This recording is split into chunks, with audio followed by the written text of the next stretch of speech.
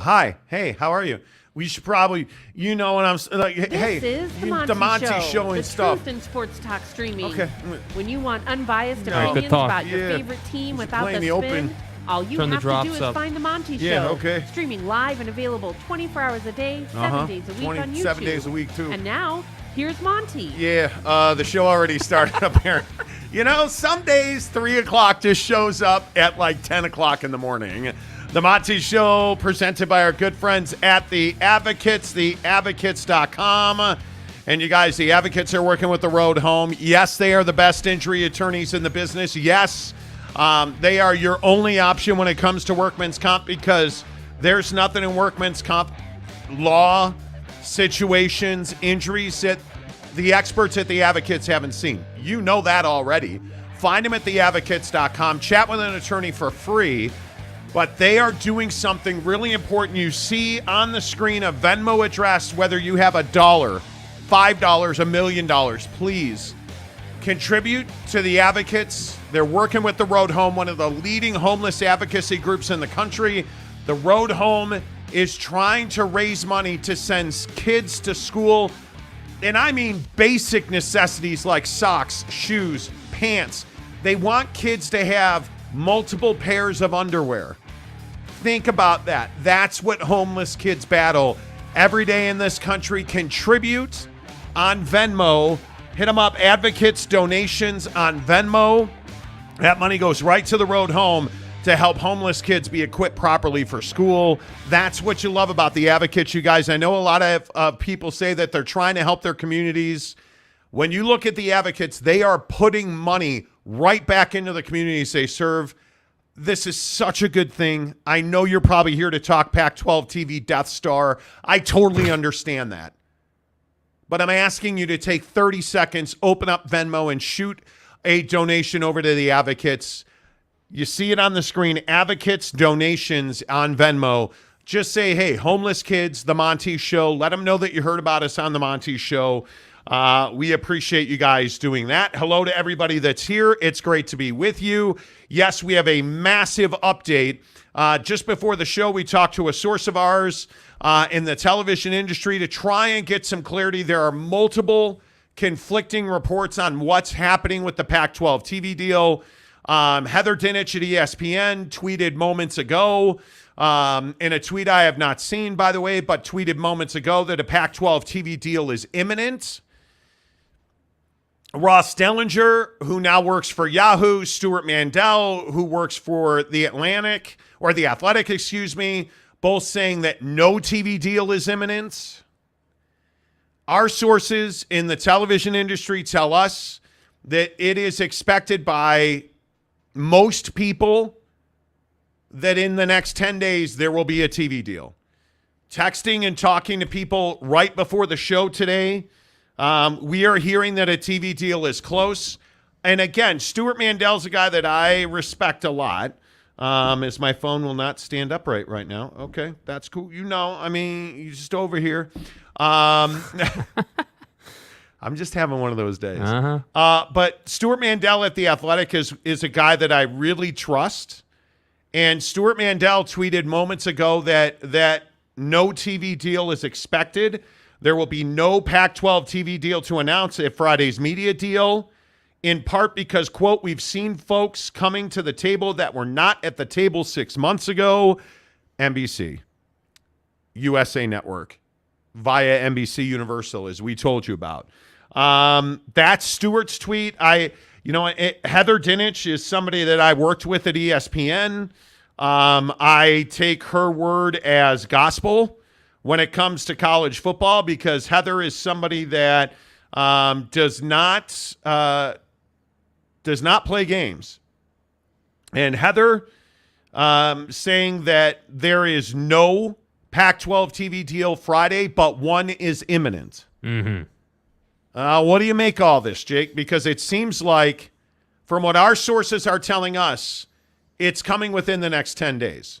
They have the basic framework. Their struggle has been getting all of these 10 remaining presidents to sign a grant of rights. There is a new board of directors in place, as you guys are well aware. We're going to talk about some Arizona awkwardness here in a minute. But what do you make of this? Because it feels like the same old Pac-12 TV deal talk. Yeah, I mean, it's another day, another dollar. I mean, it's another day, another new, fresh media member. No disrespect to Heather Dinich. She does great work. But another media member saying that they'll have a media deal in the next 10 days. I mean, that's what we've been hearing for forever, it seems like. So not to discredit what she's saying, but I just will believe it when I see it. I think that, this conversation is so tired. It's so just dragged out. And I understand that maybe the market isn't as ripe with suitors as it once was when the Big 12 got their deal, or maybe even before that. But at the same time, I think that's partially an excuse. I think that, there's always suitors for something that's wanted. And I don't think that the Pac-12 is necessarily heavily wanted right now.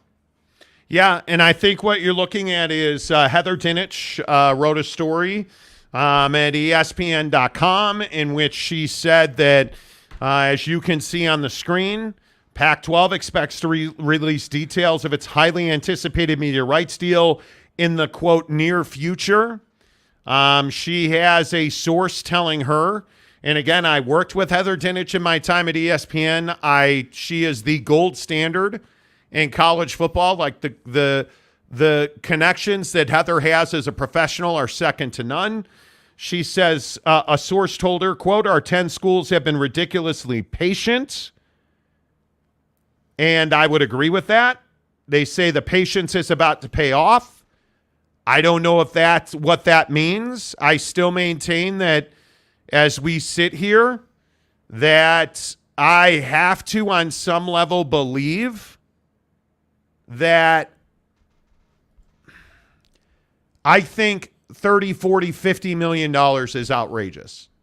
I just don't see how that's possible. Like all the hubbub over this Brett Yormark comment last week at Big 12 Media Days, saying that if the Big 12 was trying to do a deal today, that the deal they got last year probably doesn't exist. The media market today isn't what it was when we did our deal in the fall. And I am just so thrilled that we got our deal done early, because I'm not sure if I didn't do that deal then, that deal exists today. There's an opportunity cost to chasing a deal. If I was if I had been in the market all year chasing a deal, all the things that we talked about earlier and I addressed yesterday wouldn't have happened. Because I would have had a singular focus on one thing. The fact that we were able to get that thing done early and in 90 days gave us the latitude and the ability to chase all the other things we're doing now. So we really leveraged that moment to the extent that we could, and it's built incredible momentum for us. Well, I mean, is he talking about the Pac-12 or the Big 12? I think he's talking about both, because I think Brett Yormark is painfully aware that there is no big deal to be done for the Pac-12 right now. And, listen, again, I am not disparaging Heather Dinich or Stuart Mandel or anybody else in this business. We talk to sources that are very well placed, and I still have yet to hear anybody bring me a number that exceeds $20 million. I've not heard that one time. I've told you on this show the same thing I heard today. $19.7 million is the number. And if they get more than that, it's out of left field. And I think when you look at the likely partners in this scenario, I don't see how they get to $35 million, which is what is being bandied about. Right now, that the Pac-12, if you go hop on Twitter, they're getting $30 to $35 million a year per school. I hope that's true, because that keeps all 10 members of the Pac-12 together, and it allows them to expand with SMU and San Diego State. If that is in fact true, I have a hard time believing it's $30 to $35 million, because I don't know where that money comes from. It is, we are hearing again, Heather Dinich said this today, that it is partial linear and partial streaming. We've been talking about that for almost a year now. 8 months now we've been hearing that it's partial linear and partial streaming. That's not new. My question is, where's the $30 to $35 million coming from? And hey, maybe I just don't know what the hell I'm talking about. I can't find somebody to tell me it's 30 to 35 million, and we're asking. We are asking. We have worked our ass off the last, year to build a sourcing network on this, and I can't find a single of the dozen sources we have in the TV industry who will tell me it's 30 to 35 million. So I wish and I hope and I dream that is true, because I think that's better for college football. I think that's better for the Pac-12. If it is in fact 30 to 35 million, then we're on a level playing field, right? Then the Pac-12 can move ahead, expand, build platforms, build programs, try to figure out how to win a basketball game. Like all the things that the Pac-12 has struggled with over the last couple of years, they will have the ability to do that, because you're not going to lose Arizona and Colorado if it's $30 to $35 million. So I hope that it is. I just don't believe that's the number. I don't, and maybe I'm too much of a pessimist, and I know that Pac-12 fans are running out the Big 12 ANON bullshit, but hey, say what you want to say. Call it what you want to call it.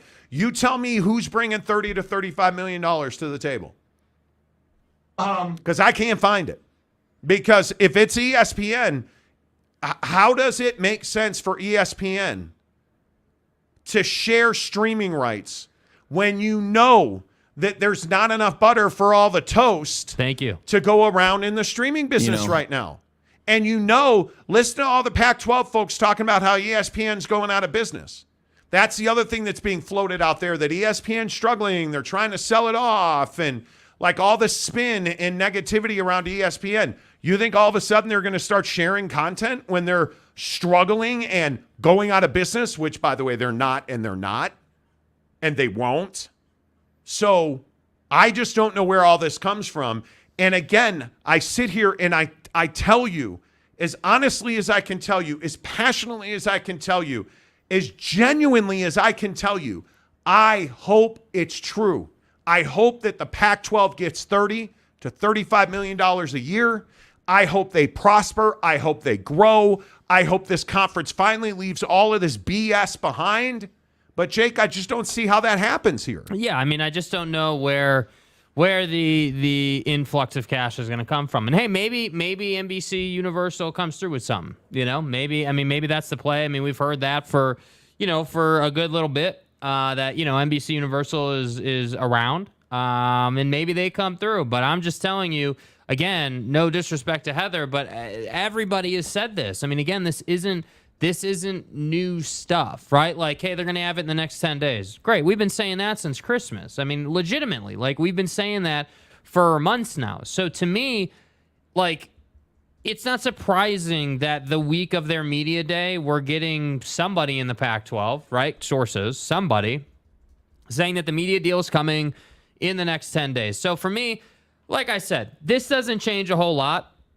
I think Heather does great work, but this doesn't change a lot for me. I still maintain that the conference is going backwards. I still maintain that it is a rather embarrassing look not to have your media deal done by your media day, right? Because media day is sort of that benchmark day on the calendar where it's like, okay, has the season started yet? No, but media day just happened. Season's right around the corner. So you would have liked to have come into your media day with a deal. And so the fact that you don't have that is kind of a struggle. And my other thing here is I don't know why the Pac-12 wants to keep pushing that narrative of, hey, next 10 days, a month from now, a couple weeks from now, right? Like, we've heard a different version of that for months, as I was saying. And I've always been curious as to why the conference feels the need to constantly push a timeline. Because the first time you say, hey, it's going to be 10 days and it doesn't work out, okay, that's one thing, right? If you did it once, but it just didn't work out, you let it die, don't talk about it, totally get it. But this has been repeated. And not only has it been repeated, it's been repeated by different people in the conference. So that's why I say this isn't just like one guy. This isn't just like, Kirk Schultz, right? Washington State. It's not like Kirk is the only one saying it.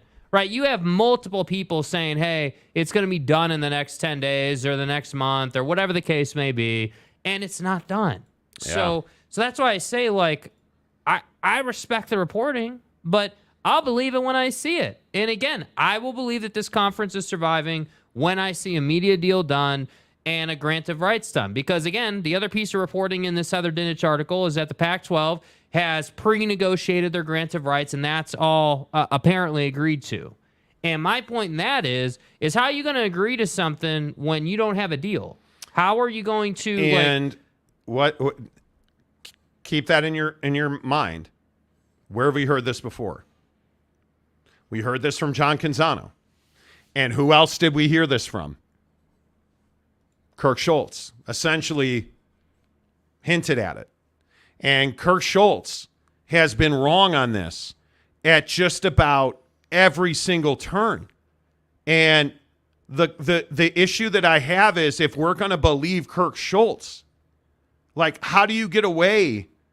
How do you get away from Kirk Schultz talking about, streaming is important, or, this 1 to 10, the infamous 1 to 10, a deal gets done? On a scale of 1 to 10, what do you believe that you'll actually get there at the end of June?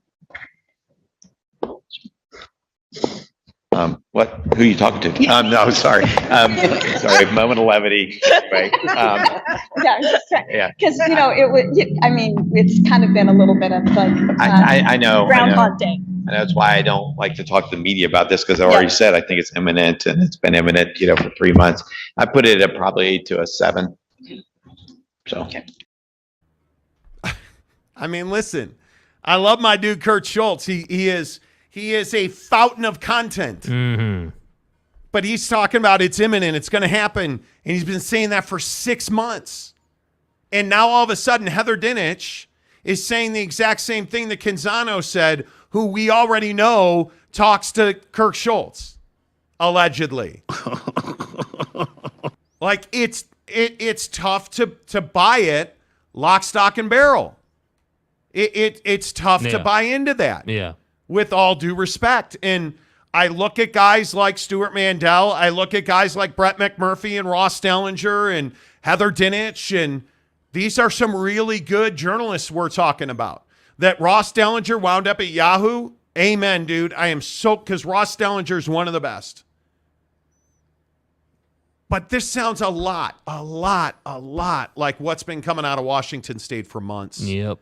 Like, am I wrong about that? I think that's what I'm saying. I think it's the same messaging. I think, again, it's akin to, when I think about messaging in college football in the big picture, the things we hear every year. Hey, the Pac-12 is going to get a new deal. Hey, Texas is going to be good. Hey, Lincoln Riley's going to win a national championship. Hear it every year. I'll believe it when I see it, dude. I will believe it when I see it. Yeah. And again, that's why I say, like, notice at Big 12 Media Day, you didn't have any conjecture. You didn't have any gray area, because there was no gray area to be had, right? Like, that's what I mean when I say the Big 12 is just in this better position than the Pac-12. The Big 12 is able to talk about all these great things. I mean, like Brett said in that clip we played, the Big 12 is able to leverage opportunities because they got the deal done so quickly. And just the same way they were able to do that is the same way the Pac-12 is not able to create new opportunities and not able to build momentum forward. And that's why I say any media member, and again, this applies, in my opinion, to everybody. Anyone saying that a Pac-12 deal is imminent or is about to happen or is right around the corner, great, that's cool. And admittedly, Heather has not been on this beat, like on this particular topic. She has not been all over this particular topic, right? So she's kind of the newest one talking about a deal is going to get done. But again, like I just can't believe it until I see it. And I know I've said that a few times, but that's just where we're at with this, man. Like, like if you'd have said, hey, this person, Bobby Robbins or Prime or who the hell ever, told me that the deal is imminent, okay, then I could put more credence to this because someone was willing to come on the record.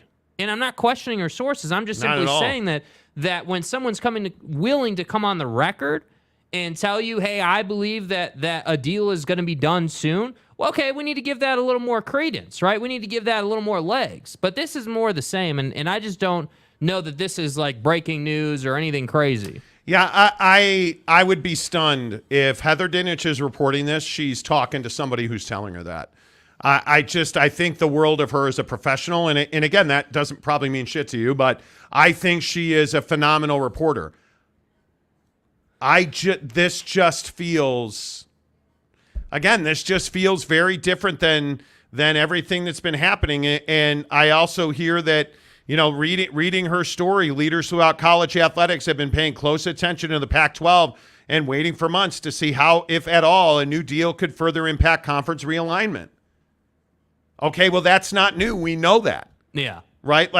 And I don't disagree with you. I think that the problem for me is we're hearing that there's a deal imminent, but yet new suitors have come to the table. And we know that the Pac-12, as we exclusively reported on the show, re-engaged with NBC Universal to try and get a deal done with USA Network. So how's the deal imminent if we got new suitors at the table? That's the problem that I have, right? And this is all that's going to be talked about Friday at Pac-12 Media Days. As it should be. They made their bed. Now it's time to lay in it. This is what you deserve. And by the way, ESPN's reporting it's imminent, but won't be done by Friday. Multiple sources, as we've mentioned here, are reporting that no deal will be announced this week, which, in my opinion, is a disaster. So wait, no deal is going to be done this week, but the deal's imminent. Okay, we need to redefine what imminent means. Imminent means that, hey, in the next week, in the next couple of days, in my opinion, in a business sense, when you use the word imminent in business processing terms, on this level, that would mean that a deal is going to be announced in the next couple of days. Like today's Tuesday, okay, by Friday it'll be announced. A deal's imminent.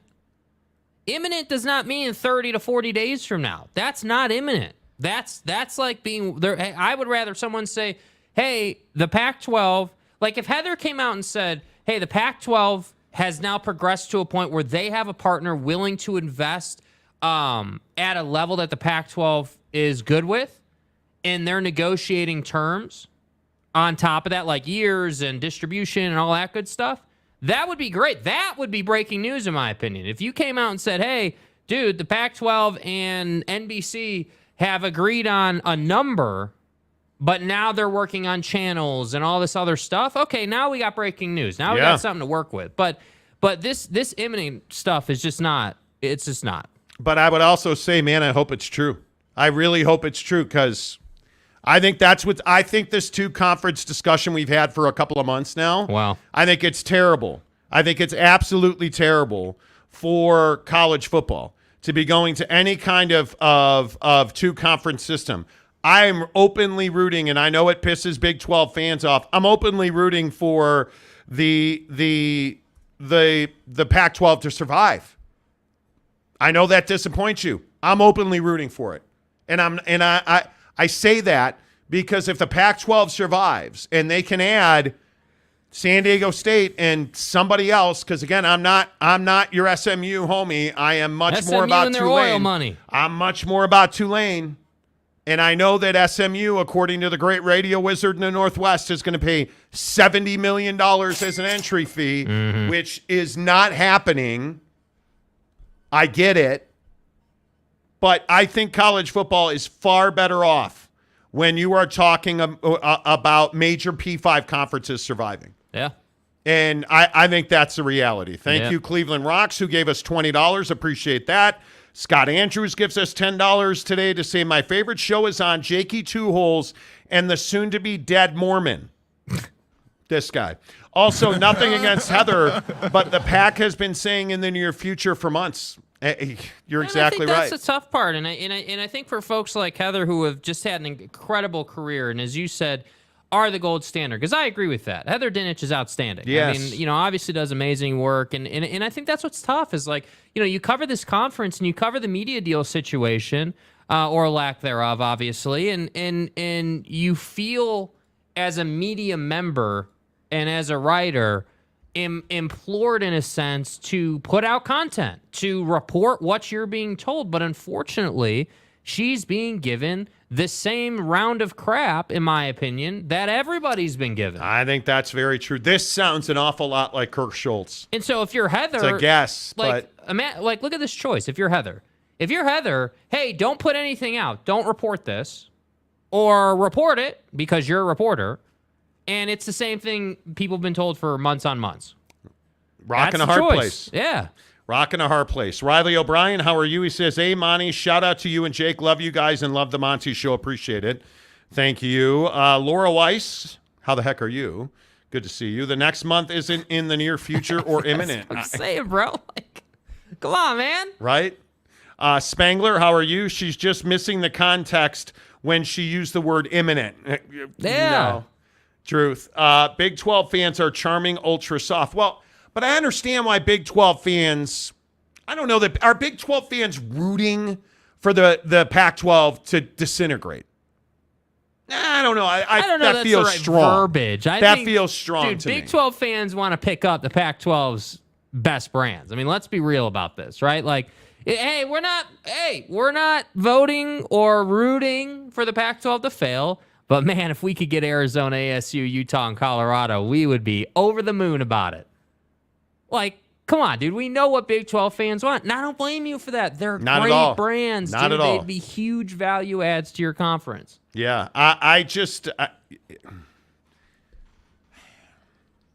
Can I just be candid with you and tell you I'm tired of all of this? Like, I'm not here for this today.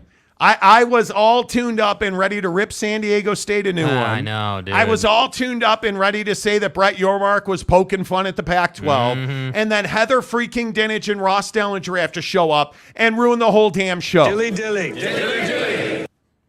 Right? Like, because I just don't believe that a deal is imminent. Yeah. I don't. And I think what Ross tweeted is much more accurate in that the Pac-12 will not announce a new TV deal this week, likely extending into August, and the league's year-long pursuit of rights package. The conference holds its football media day on Friday in Vegas. So let me get this right. Ross, who I think is incredibly credible on this topic, I think he's been outstanding. Welcome. And by the way, he's at Yahoo Sports. Please follow him, Ross Dellinger, on Twitter. Yeah, that's a must follow if you're a That's college football fan. one of our favorite dudes. So it's July 18th, and Ross Dellinger's tweeting about the idea that this is going to bleed into August. And we have other people saying the deal's imminent. Look at that. The conference holds its annual football media day on Friday, likely extending into August, the league's year-long pursuit of rights package. Too bad. This is unbelievable. Yeah. It's unbelievable. So that's why I say, again, it comes off sounding like I'm trying to hate on Heather's work. I'm not trying to hate on Heather's work. I just think it's the same thing. And it does kind of, to kind of what you were getting at, like it does kind of make me feel like whoever she's talking to is someone in the hey, the Pac-12's great, we're the best, we're gonna get a huge deal, thought. And I'm just not in that thought. This conference, though, like look at this. This is the tweet the conference. Jason Shear of Wildcat Country, the Arizona reporter, thankfully screenshots this tweet this morning. Get ready for these new head coaches to make their Pac-12 football media day debuts. Anybody want to point out what's wrong with this? Well, that's Deion Sanders, new coach. Can't miss him, right? Prime. That's Kenny Dillingham in Arizona State. Right, That's the new coach. Right. Hey, look, it's Jed Fish from Arizona. Who the f*** is that guy? Jed Fish is new at Arizona? Arizona's going to have a place to go. And that's what I tell our recruits. Be all right. That's what I tell our donors. That's what I tell our families of current personnel. We have a great brand. And we have a great basketball program, we have a great softball program, a great baseball program, and I believe we have the opportunity to have an incredible football program. Yeah. We're fine. Yeah. Where we play our road games, we'll wait and see for our president. But we are locked in and loaded for this season, and we're going to try to just be where our feet are, which is right now in the Pac-10. Bro. And there's Jed Fish in the bottom right of that picture. In the Pac-10. 10. Bro. Like, how does the Pac-10 continue to fuck things like this up? Jed Fish is not. He was there last year. He was there already. Time to fire the interns. They've been here 15 minutes. Dude. Right? Like, It's rough. how do you get Jed Fish in Arizona? And again, I just go back and say, how is Bobby Robbins on the board of directors? Whoever came up with that shit need to be fired. And now you're poking the bear, literally. How do you make that mistake? How do you make that mistake? Yeah. I don't understand this conference. Yeah. And now my phone and my DMs are blowing up with, yeah, we haven't heard that $30 to $35 million number either. Oh. Nobody's heard on par. This is crazy. Raider Mark. Raider Mark says it's even more than a year, Ross. It is. Yeah, dude. More than a year. But you know what, Raider Mark? It's an interesting question. Who put the Pac-12 in this position? Sure, Larry Scott, mismanagement, money, Comcast, your mom. Like, I totally get it. Right. But isn't ESPN largely responsible for this? Because you hear the comments that Brett Yormark made, right? You hear them. Yeah. And he's talking about, hey, a year ago when we got our deal, I don't know that we could get that same deal now. The media market today isn't what it was when we did our deal in the fall. And I am just so thrilled that we got our deal done early, because I'm not sure if I didn't do that deal then, that deal exists today. There's an opportunity cost to chasing a deal. If I was if I had been in the market all year chasing a deal, all the things that we talked about earlier and I addressed yesterday wouldn't have happened, because I would have had a singular focus on one thing. The fact that we were able to get that thing done early and in 90 days gave us the latitude and the ability to chase all the other things we're doing now. So we really leveraged that moment to the extent that we could, and it's built incredible momentum for us. Dude, it's incredible. He's talking about the Pac-12. No doubt. Let's No not doubt. sit here and Brett Yormark's talking about the Pac-12. And I think he knows. And again, I'm sitting here watching this video, and people are like, sources that we know that are watching the show are like, yeah, dude, nobody has said they're getting $30 to $35 million. Like, I haven't heard that. I haven't heard that. I haven't heard that. Have you heard that? Because I haven't heard that. Like, nobody on par with the ACC and the Big 12. How? Because to get on par with the ACC and the Big 12, you got to get in bed with ESPN and Fox. Yep. And Fox has been out as a tier one partner since the very early stages of this. So to go back to the original question, who put the Pac-12 here? ESPN put the Pac-12 here. Well, and I think that the Pac-12's lack of vision, too. I mean, I do agree, in fairness to the Pac-12. I don't think anybody had the ability to see the Big 12's deal coming when it did, A, right? But B, saying no to ESPN is not good business, in the sense that when ESPN comes to you, and really ESPN and Fox come to you, and say, hey, what do you guys think about merging with the Big 12 to form a super conference? Yeah. So right there, if that idea was brought to me, my first response would be, not yes, because I think you got to vet everything. You do. But my first response would have been, wow, there's a lot of business opportunity just within that, right? Like, so if we merge, that means we're merging two executive boards together. We're going to have to figure out who the commissioner of the conference would be, and then obviously deputy commissioner and all that good stuff.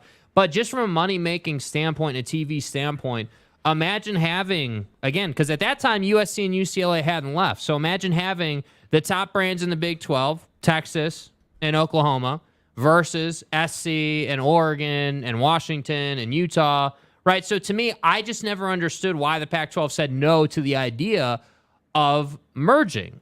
And at that time, I got to believe that was a pride decision, right? Hey, the academic side is just not a good fit.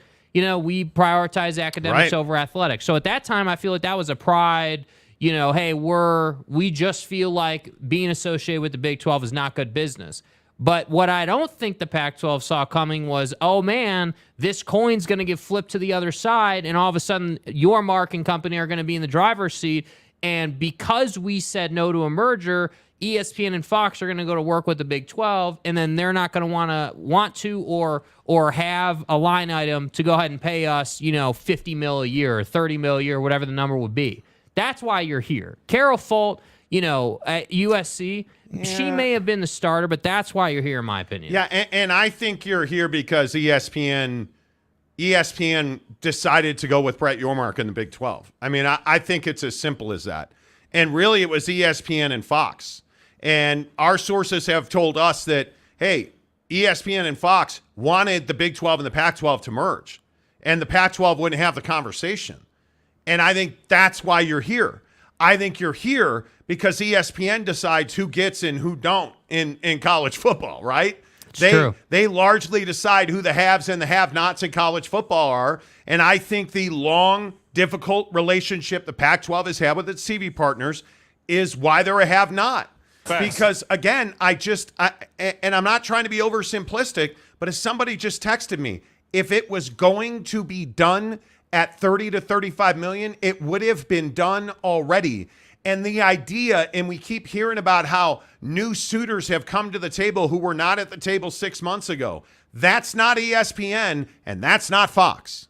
And I for the life of me, there's only one, and that's NBC Universal. And in my opinion, that's the only one. They were never at $350 million a year. They were never. I can tell you from really well-placed television industry sources that NBC Universal was never past $150 million a year. So if it's $15 million a year from NBC Universal, and that's USA Network and the Peacock app, again, I just ask, who are the streamers that are all going to play nicely with ESPN and Apple and Amazon? And who is it? Because do you really think Peacock is not going to take the best game of the week? Or NBC Universal for USA Network is not going to take the biggest game of the week? Do you really think that the CW, who just did a deal with the ACC, do you really think they're going to fork over more money to pay for the Pac-12? They'd have done that the first time around. This doesn't make sense. There's no new suitor who wasn't at the table 6 months ago. There's not. There's only one, in my opinion, real possibility in the streaming world who wasn't at the table 6 months ago, as we told you, and that's Amazon Prime Sports. And I don't know that that's in fact the case at this moment. But other than that, Apple's been at the table for 10 months now, because here we are in July. They've been at the table since October. So that's 10 months. We know that the CW's been at the table for at least 10 months. We know that Ion Scripps has been out for at least 7 months. And I told you, I believe it was in February, that NBC Universal stepped up to the plate in February, and that was 4 months ago. Yeah.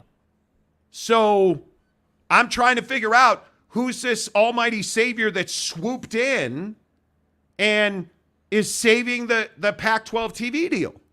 Because I don't see I don't even see who it could possibly be. Because it can't be CBS. They just don't have the volume, right? They're not looking for late window programming because they already have a deal with the Big Ten, who's already got a deal with NBC to take Big Ten after dark. Yeah. So it makes no sense that it would be CBS, ABC, ESPN, or the CW. It makes no sense that it would be ESPN swooping in. They've been at the table every day.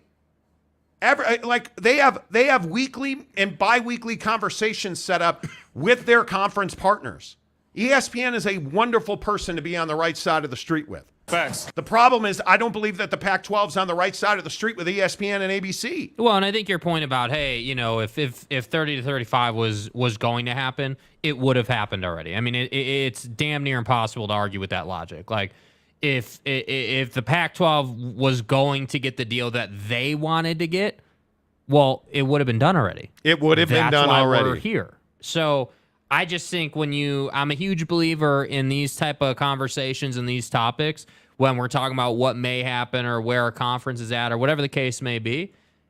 Just boil it down to simple logic. If they were going to get the deal they wanted, it would have happened already. Now, they're not going to get the deal they want. So, once again, we're still in the same place. And yet again, we're in the middle of the month. Because I've paid attention to this too. And I don't know if you've noticed this. Every time we get to about the 20th of a month, right? Between the 17th and the 20th is usually when we start getting, hey, it's going to go into the next month. That's usually when people are like, hey, it's going to, like in Ross Dellinger's case today, it's going to bleed into August. But am I also the only one who thinks that this is radically timed to make sure that, hey, maybe this takes some pressure off on Friday at Pac-12 Media Day? So that, well, hey, a deal's coming. We're not ready to talk about details, but a new suitor came to the table. So am I the only one who thinks that? Like, I go back to Kurt Schultz talking about, well, hey, the optics are bad. And, like his comments on, hey, if this was just another time with layoffs and stuff, we'd have a deal done already. Why is it dragged on so long? I think it's just the environment, it's the uncertainty in the economy, the layoffs in the tech sector and other places. I mean, look at the major media companies have almost all laid off people, and so have some of the major players in the tech sector. And, I know at least one of the partners we were talking to said, we're ready to sign today.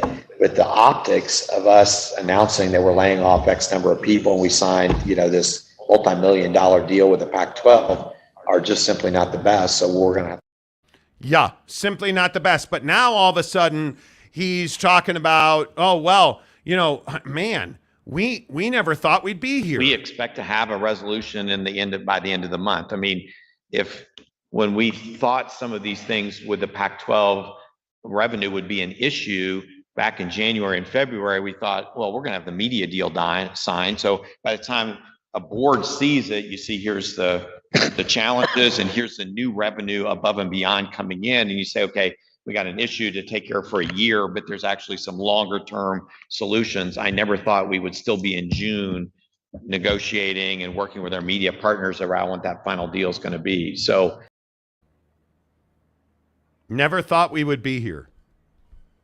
Yet, what is the language in Heather Dinenge's article today? Our 10 schools have been ridiculously patient.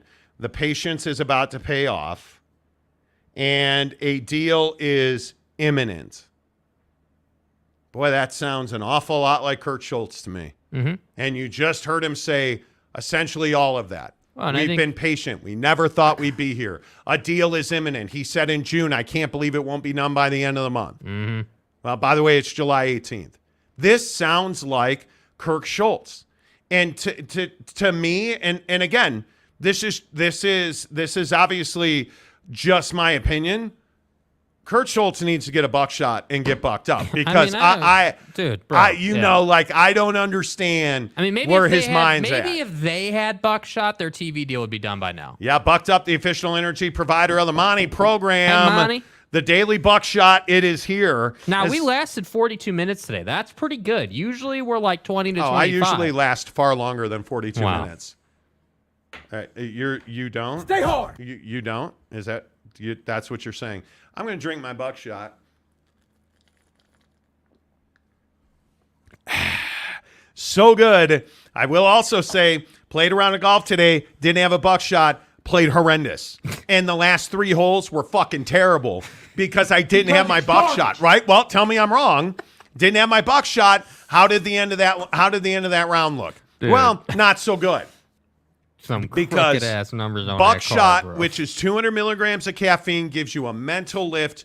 You get clarity. You feel more energized. You just are more ready to perform, whether you're playing golf, hosting a show, doing taxes, being a secretary, being a mom, being a dad. Buckshot is going to make you feel better, and you're going to have a better day with more mental clarity, more mental ability. That's what Buckshot does for me. And I say it every single day on the show. In the description below, there are 2 links to Bucked Up products. One is Buckshot, which I'm telling you, you absolutely got to get your hands on. They will send you a sampler pack to your front door. 6 Buckshots. The Blood Raz and the Watermelon are by far my favorites, but you also got to get the Buck Bars because they are ridiculous. Had one of those today. Immediately felt better, and I'm telling you, Buck bars are the reason I'm losing weight because I am far less hungry now than I have been at any other point. And it's because I have always hated protein bars until I found the Buck bar. It is decadent, healthy, quality nutrition from Bucked Up, the official energy provider of the Monty Show. Get in the links below. Get your free sample pack of Buck bars. And let's rock and roll. Nate Simons gives us $5 to say, did you guys see that there was a Colorado Buffalo beat reporter at Big 12 Media Days? Sure. Yeah. And there were many beat reporters from non-Big 12 schools there. Yeah. Why would they not be?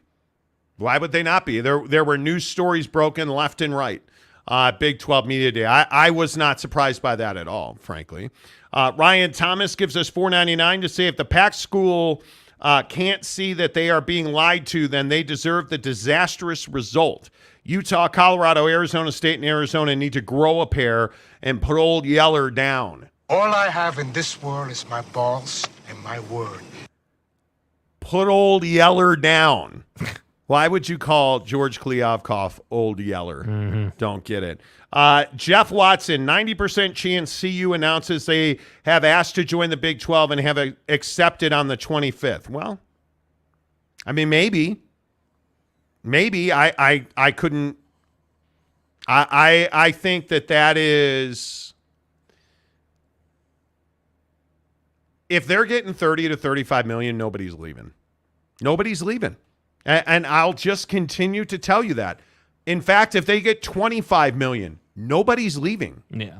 Nobody's leaving. 25 million is the number. Jeff also says 90% chance CU announces they have asked to join the Big 12 and have accepted on the 25th. Well, I mean, if you want to explain why you feel that way, please feel free.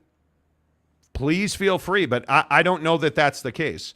Boss Frog, my guy, what's up? Pac-12 dissolves. Marquee schools transition to the Big 10 and the Big 12, where they will make more money and play stronger competition. What am I missing? Yeah, I mean, it seems about as easy as that, bro. I mean, yeah.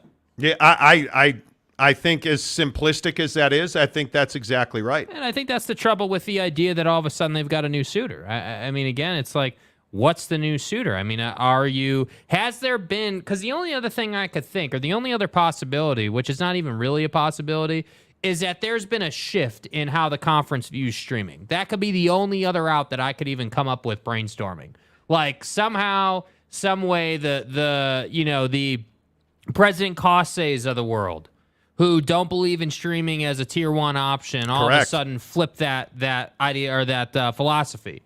Right, and they say, okay, well, we're in a tough spot, so let's take the whatever $35 million a year from an Apple or from a streamer. That could be the only other possibility, but I just don't see someone like a President Cossay or otherwise just waking up one day and being like, yeah, well, I guess we're just going to be all stream. And I just don't. I don't buy into new partner. I don't buy into. I just don't. Like, I want to. And I find myself, I'll be honest with you, I find myself sitting here frustrated talking about this. It is frustrating that Pac-12 fans are going to go through this again. Because the beating you're going to take on Friday, and thankfully, I think they're brilliant to do it on Friday. Because I think the beating you're going to take by talking about this, nobody's going to talk about USC. You're going to do incredible damage to the brand at Utah. You're going to do incredible damage to the brand at Washington, who I think could be the best team in the Pac-12. You are going to be talking about TV deals instead of football games. Yep. You're going to be talking about TV deals instead of the biggest games of the year. The best players, the Penixes, the Caleb Williams, the Cam Risings. You're going to be talking about anything but those guys because you haven't been able to get a TV deal done. Well, and those guys are going to be asked about this situation. If you think that the media is not going to ask the Caleb Williams of the world about the TV deal, you're out of your mind. If you think that new recruits, or if a young guy were to show up at media days for a team, you're gonna get asked about it. Yes. And what I'm gonna be curious about is Monday, when everyone's done clipping all their highlights and tweeting stuff and posting stuff, and we have the Pac-12 sound bites floating around. What is the media-trained answer? What, like, So, and we see this all the time at the Arizona schools. The president and a chancellor will say one thing, and then the head coach will say another, or whatever. So, do we get a lot of that, or do we get across the board, regularity? Do we get Arizona and Jedd Fisch talking about leaving? Do we get Colorado and Deion talking about leaving? Or are they going to be much more on the, hey, we got to see how this plays out? Because I think if we get, out of Colorado, because in Heather Dinich's article, she talks about how Colorado is the biggest, what she calls flight risk. The number one leader in a school that would leave would be Colorado. Not new information. So, again, not new information, right? So if Deion jumps up on the dais and gives a certain type of answer about, yeah, Pac-12 is great, we're excited about the media deal, I would be surprised by that. But that's what I think you have to look forward with Media Day in the Pac-12. Yeah, I agree. Cleveland Rocks give us $5 more. Says, hey, driving from Ohio to Kansas, then to Orlando on vacation. Let's go. Bought my first carton of buckshot watermelon. Let's go, Hope baby. it keeps me alert and awake. Be safe. Yes, it should do the job for you. I love it. Drink your water too, bro. I rely on it every single day. Absolutely. Saul says Pac-12 in Tijuana. Pac-12 NYC. T-Duck says Pac-12 plus Apple equals dollars. So the problem is, and again, I'm open for suggestions. So Apple is going to give you $30 to $35 million a year. So you're going to be 100% stream. Well, A, we've told you that half this conference is not on board for 100% stream. Mm-hmm. B, everybody today has been reporting it's partially television and partially stream. So I don't see that. I don't see that. So we'll see. Raider Mark, if I was an alumni of a Pac school and this continued on to $19 million deal and not 35, I would expect the regents to fire the president or the chancellor. Well, we'll see. I think that's a very interesting premise. Yeah. Because if you stay in a conference at $19 million, you're Washington State cannot afford $19 million a year. Well, I just don't think even SC, even your top brands don't become top brands by doing bad business, right? Yeah. Like USC didn't just renovate or roll out a plan to renovate their football facilities because they are living on pennies. You don't do that. No, I would agree. And that's why I think, again, SC and UCLA were so aggressive because I think, again, they had that vision, right? Like Carol Folt, again, no matter what you think about her, and I still maintain that's one of the most gangster things anybody in college football leadership's ever done. The former board of director member in the Pac-12, who is the president at USC, was on a call of a special select group of presidents in the Pac-12 to talk about expanding the Pac-12 when they could have gone after Big 12 schools and said, nah, we're good. We're not expanding. Don't think we should do that. Ended the conversation and almost immediately joined the Big Ten. It's amazing. Gangster. To me. Absolutely gangster. Nick Flynn, how are you? One thing is for certain, the Pac-12 Media Day is going to be a massive clown fest. Now it's a distraction. And the hard part is you have SEC Media Days. They're talking business and money-making. Yeah. Big 12 Football Media Days, 2 days, money-making, business. Rucker Park. Pac-12 Football Media Day, and we're talking about TV deals that you don't have. We're talking about, hey, who's the new TV partner? Hey, is George Kliavkoff going to make a statement? He is. Will he take questions from the media? Because now, how does George Kliavkoff not talk about this? I think you don't have a choice. How do you not address it? ESPN is now reporting that your TV deal is imminent. The essence of a media day for any conference is to interact with the media, right? I mean, and I know that seems obvious, but I think it's a crucial point when it comes to George Kliavkoff. Unless you're West Virginia. Right, well, yeah, great point. Excellent point. But anyway, sorry, Bob. We don't want to grill you too much, but I think it's a crucial point. I mean, again, the whole point of of a media day is to knock out all those questions. And Correct. also, I think, again, and we saw Brett Yormark do this, redefine or just simply define the direction of your conference and what you meant by this or where you want to go with that. Or like, that's the whole point of this. So Yes. the idea that George Kliavkoff is going to get up on the dais at 8 a.m. Pacific, which, again, I think it's hilarious they're doing it that early. 8 a.m. Pacific, dude's going to start his speech. And Why? he's going to talk for, I don't know, I would guess probably 5-10 minutes, right? Brett Yormark talked for about 10 minutes. So 5-10 minute speech. And then I would guess you're going to take questions. But I'm telling you, this media day is very different than anything you've ever seen. You're going to get different questions. It's going to feel different. Like, pay attention to this. Make sure you pay attention to this. Delaric gives us $2 to say Pac-12 Media Day is going to be like the Jerry Springer show. Right. Well, who's the father? You know what I'm saying? Right. Glenn, what's up? San Diego State Aztec. I'm in cryostasis until the nonsense subsides. Wow. Well, coming up in 5 minutes, we got to talk about San Diego State nonsense. Yeah, and if you thought the Pac-12 stuff was nonsense, just wait till we talk about that. Yeah, it is. Yeah. That's going to be interesting. Todd James, SEC is even trying to knock down the blocks the Big 12 is set up with putting their media days in Dallas. Texas will always be Big 12 country culturally. Now, we're not. Apparently, you're allowed to say that. I said that yesterday, and the fucking world stopped spinning. It really did, though. Like, the whole thing stopped spinning, and it caught on fire. Dude. Right? Like, again, Dallas is the heart of the Big 12 conference. And the fact that SEC football media day next year will be in Dallas at the flippin' Omni Hotel is a massive step down for the SEC. That tells you.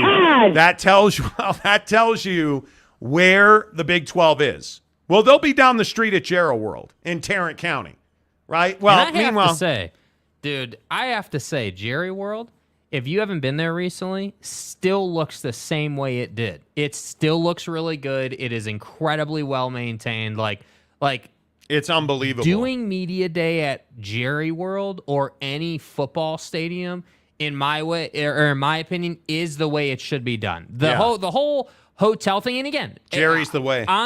Jerry's the way. Circumcising skeeters is the way, right? Dude, we went to L.A. for Pac-12 Media Days several years ago now, like 5 years ago. Yeah.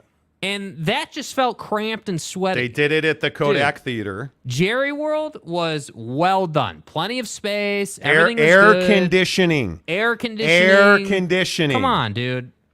It's unbelievable. It really is unbelievable. Cougar Tracks, how are you, my friend? The Pac should add San Diego State instead of San Diego State and still have the Southern California area locked up. 4 minutes. We'll talk about that. Saul Goodman, anything related with the Pac is like colitis. Wow. Okay. I mean, take your Maalox. Sears, Kmart, and Bed Bath & Beyond to partner with the Pac-10. You know. Don't forget Maverick. We could put it on gas pumps. Right. J.K. Marshall, Pac-10, quote, "You are not the father." Dude, Maury Povich. Yeah. San Diego State plus the Pac, TLA. What is that? Hello? Scott of Graywater, Blockbuster would be a great sponsor for the Pac-10. Dude, I mean, it's an iconic. Pac-10. Pac-10. Jeremy Callahan, no. Saul Goodman, what does Tex Us and the Cowgirls have in common? I don't want the answer. I don't. Spangler, how are you? UT-OU move to the SEC is quickly becoming very awkward. For UT and Oklahoma, because I think the Big 12 is in fine position. Yeah, and they had no problem talking a bunch of junk about them, too. Truck Stop Gumby says, by the way. Hey, thanks. Thanks, dude. Thank you, Riley. Appreciate it. Saul Goodman, winners of the offseason. Jeremy Sevier, do the SEC media in the Georgia Dome. That's what I'm saying, dude.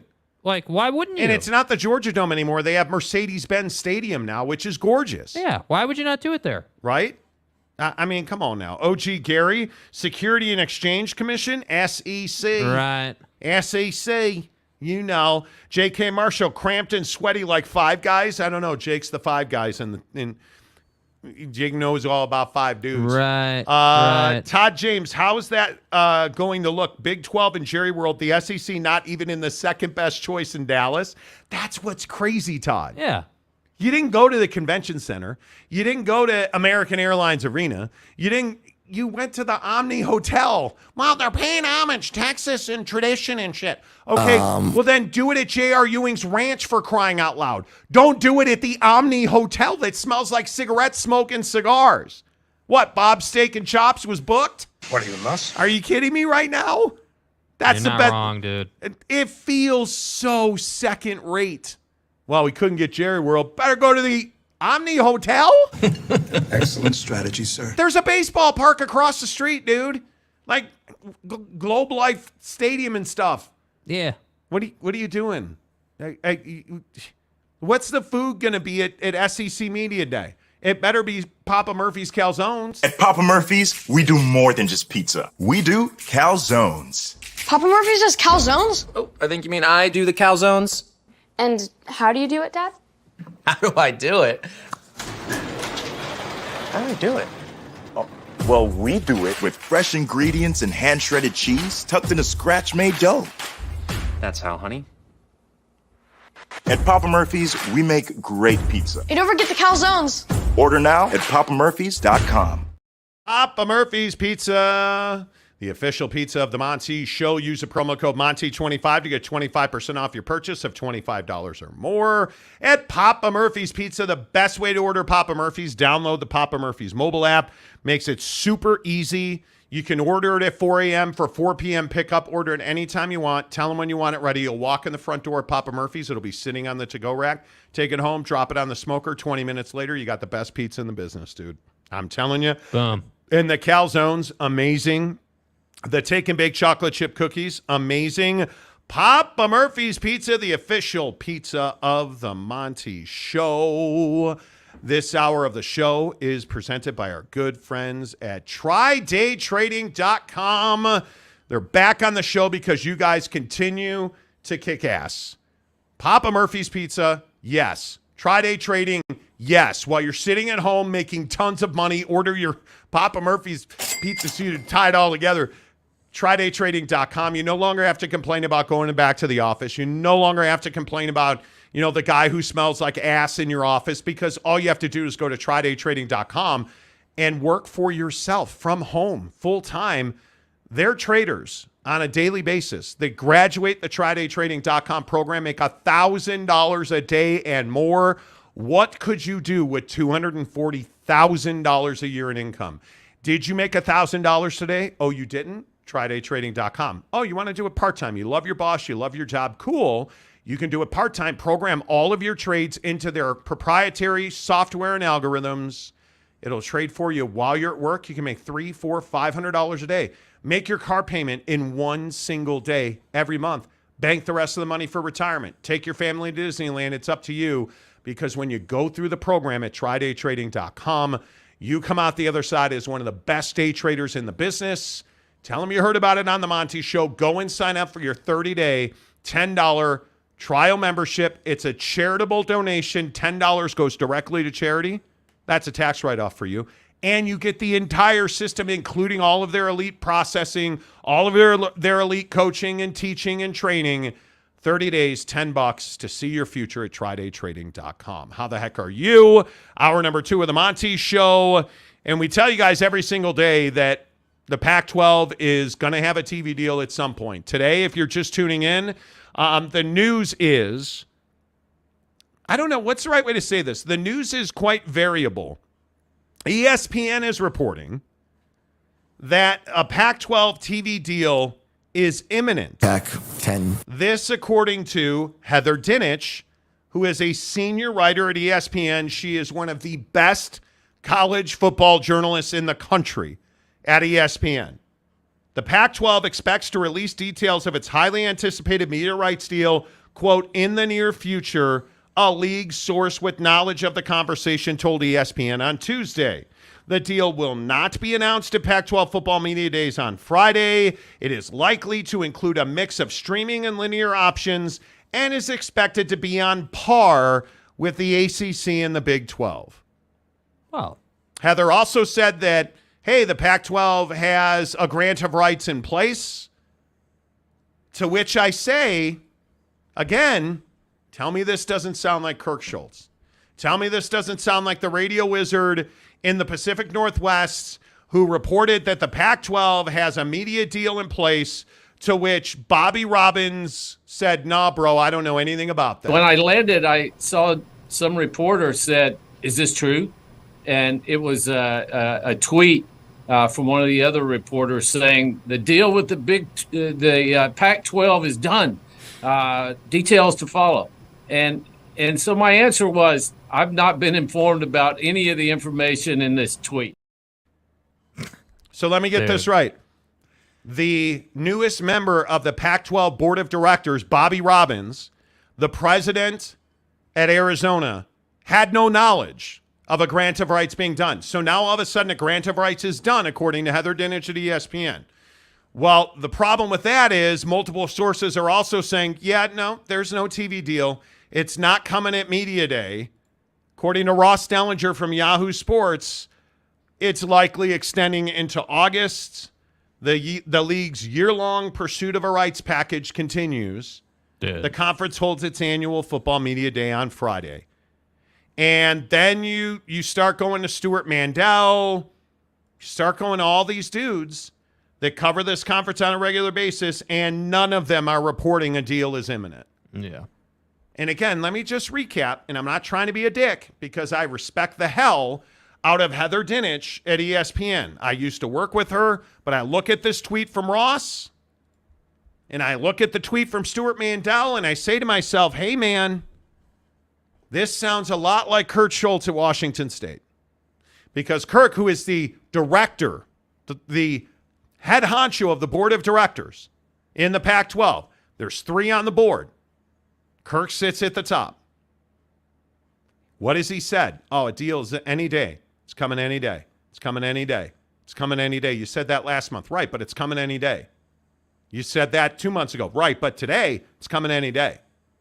Right? Hey, it's going to be on par with the Big 12 and the ACC. Kurt Schultz said that directly. That's almost a quote from him. And now Heather Dinich, deal is imminent. It's on par with the ACC and the Big 12. With all due respect to Heather, this is Kurt Schultz. And I get it. You're talking to the president of the board of directors, the chairman, I guess, of the board of directors. And he's giving you the same line he's given everybody for 6-8 months now. Oh, it's tomorrow. Any day. Coming. It's imminent. Going to happen. Yep. 2 months ago. Right. But today, and it's going to be on par with the Big 12. How many times have we heard Kurt Schultz say that? Multiple times we've heard Kurt Schultz say that. Yep. And it's simply not come to fruition. So I guess the question now is, why should we believe that? And the answer is, I don't think we should. I think this is just more hooey, right? Like, you listen to Kurt Schultz talk in May to a Washington State podcast at some kind of event where there were balloons. We're continuing to have really good dialogue and discussion with several media bidders and media partners. And there's multiple people that are really interested in the Pac-12. We occupy a really unique time slot that people want Pac-12 football, they want men's and women's basketball. So we've got lots of folks out there, and I know our fans are frustrated. They're like, Kirk, we've been hearing since January, it's imminent, it's going to happen. But I ask everybody to be patient because we have more bidders coming to the table, more people interested as the time goes on, and the 10 schools are as unified as I've ever seen them. So we hope in the next few weeks to a month to be able to have a media rights deal, to get the grant of rights signed by all 10 schools, and then to work on expansion. So when it happens, folks, the dominoes are going to fall quickly. Now, I could be wrong, right? And maybe I'm hard of hearing. Hard. But stay hard. Right. Keyword hard. Did dude not just say more bidders are coming to the table? Heather, let me get this right. Deal's imminent. The delay is because more bidders have come to the table. The presidents are unified. The grant of rights is agreed to. Tell me again this isn't Kurt Schultz talking to Heather Dinich. Now, Tell me again. Do you still have her article up there? I do. Okay. Now, if you on the other one, because I think this is a really good point. In her article, she talks about how the conference, right there where your cursor is, she's talked about in her article, she writes, hey, the 10 schools have pre-agreed to their grant of rights. So again, I just want to point this out because this is not new. You just heard Kirk Schultz. What did you say? This was in May? Yeah. You just heard Kirk Schultz say, hey, in May, we're all pre-agreed. We're pre-agreed on the grant of rights, and we just got to get a media rights deal done so then we can officially sign the grant of rights. Look at that. Right there. So this is not new. This is not new. And I have to agree with you. I think you're making a great point, and it didn't really hit me when I first read the article, but it does sound like Kirk Schultz. I can't deny it. I mean, it's literally the same verbiage dude used a couple months ago. Now, and I want to play it again because I want you to look at what Heather Dinich is reporting. The deal will not be announced, blah, blah, blah.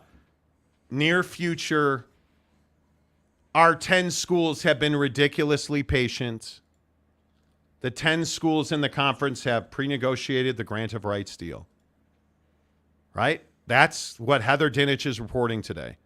Tell me that that's not exactly what Kurt Schultz says. We're continuing to have really good dialogue and discussion with several media bidders and media partners. And there's multiple people that are really interested in the Pac-12. We occupy a really unique time slot that people want Pac-12 football, they want men's and women's basketball. So we've got lots of folks out there, and I know our fans are frustrated. They're like, Kirk, we've been hearing since January, it's imminent, it's going to happen. But I ask everybody to be patient because we have more bidders coming to the table, more people interested as the time goes on, and the 10 schools are as unified as I've ever seen them. So we hope in the next few weeks to a month to be able to have a media rights deal, to get the grant of rights signed by all 10 schools, and then to work on expansion. So when it happens, folks, the dominoes are going to fall quickly. Dude. And again, I love Heather Dinich. Yeah. I enjoyed, she used to come on my show every single week. She used to come on my show. But I'm telling you now, there's just no doubt in my mind as you hit the like button here on the Monty Show, presented by our friends at BladeHQ.com this hour. The best knives from the best knife makers at BladeHQ.com. She's talking to Kurt Schultz. And dude,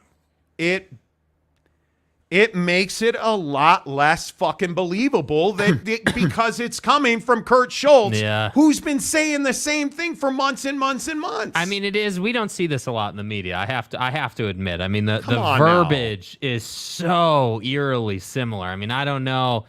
You know, I just there's no getting away from it. I mean, there's no denying it. I mean, again. And I know we've beat this topic into the ground over the last 6 months. I mean, we were on it last year, but really over the last 6 months, it's been a daily thing.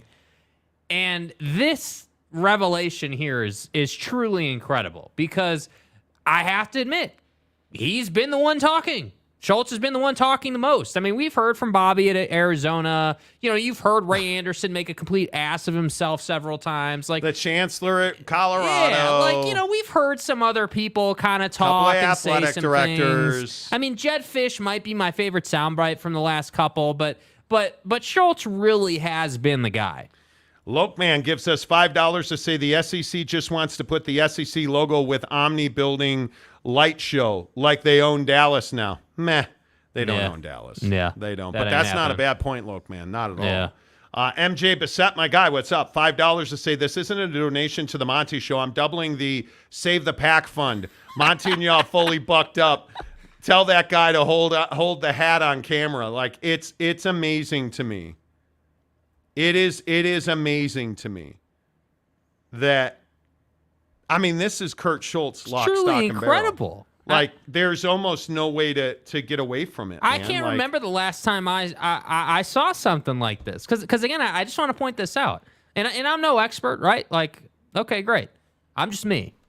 It didn't really hit me when I first read the article, right? Just reading through the article and show prep, it didn't really hit me that this was Kurt. But you play the video right after reading the article, and it's literally like almost apples to word apples. for word. Yeah. Almost word for word. Yeah.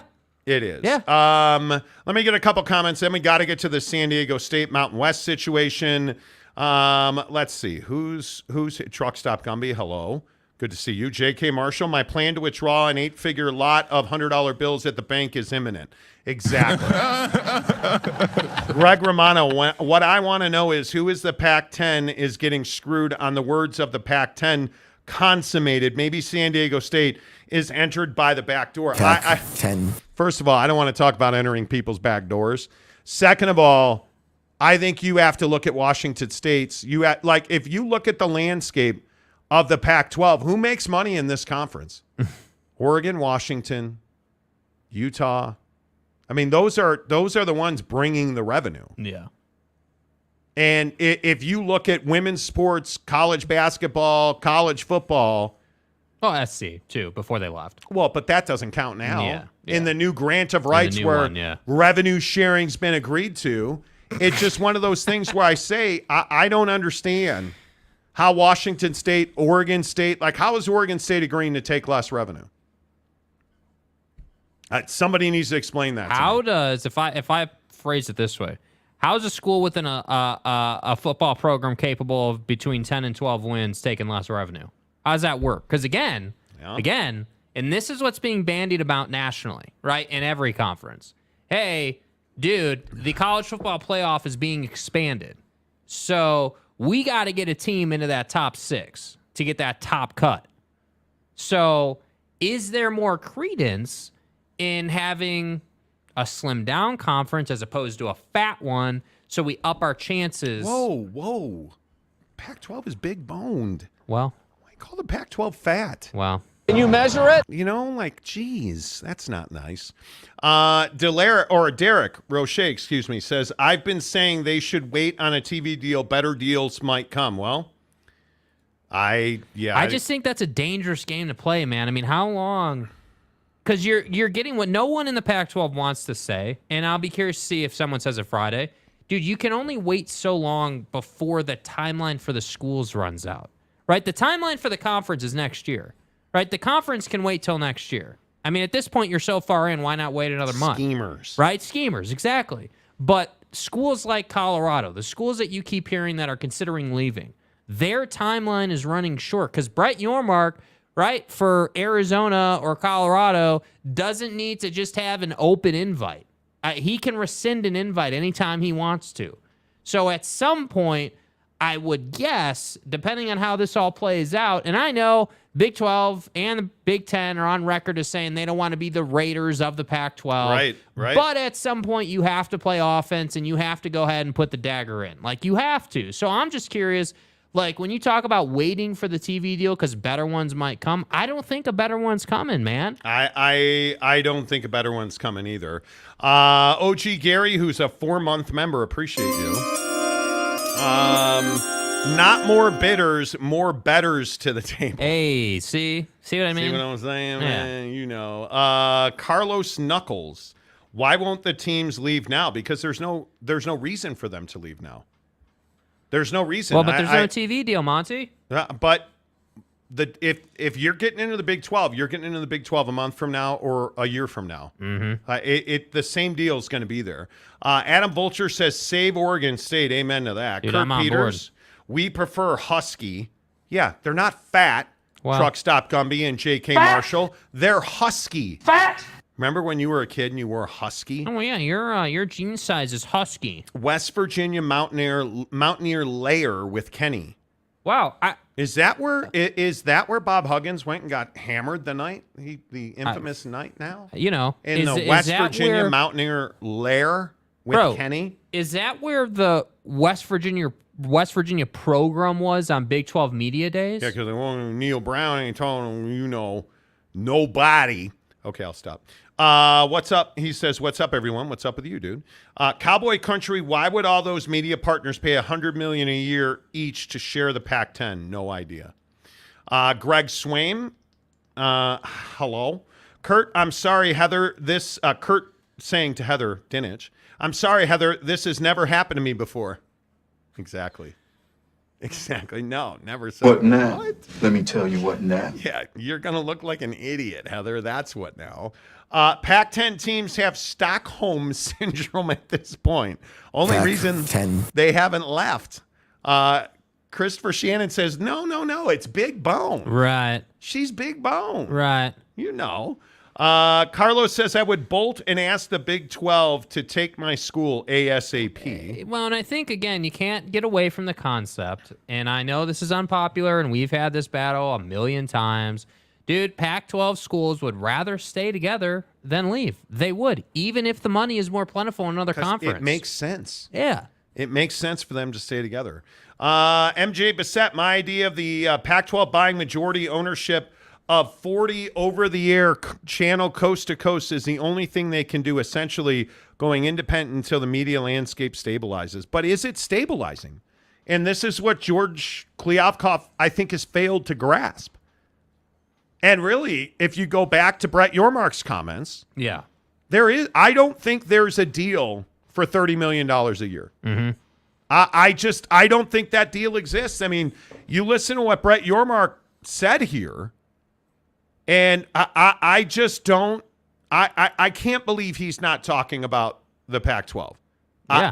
I can't believe it. The media market today isn't what it was when we did our deal in the fall. And I am just so thrilled that we got our deal done early, because I'm not sure if I didn't do that deal then, that deal exists today. You know, there's an opportunity cost to chasing a deal.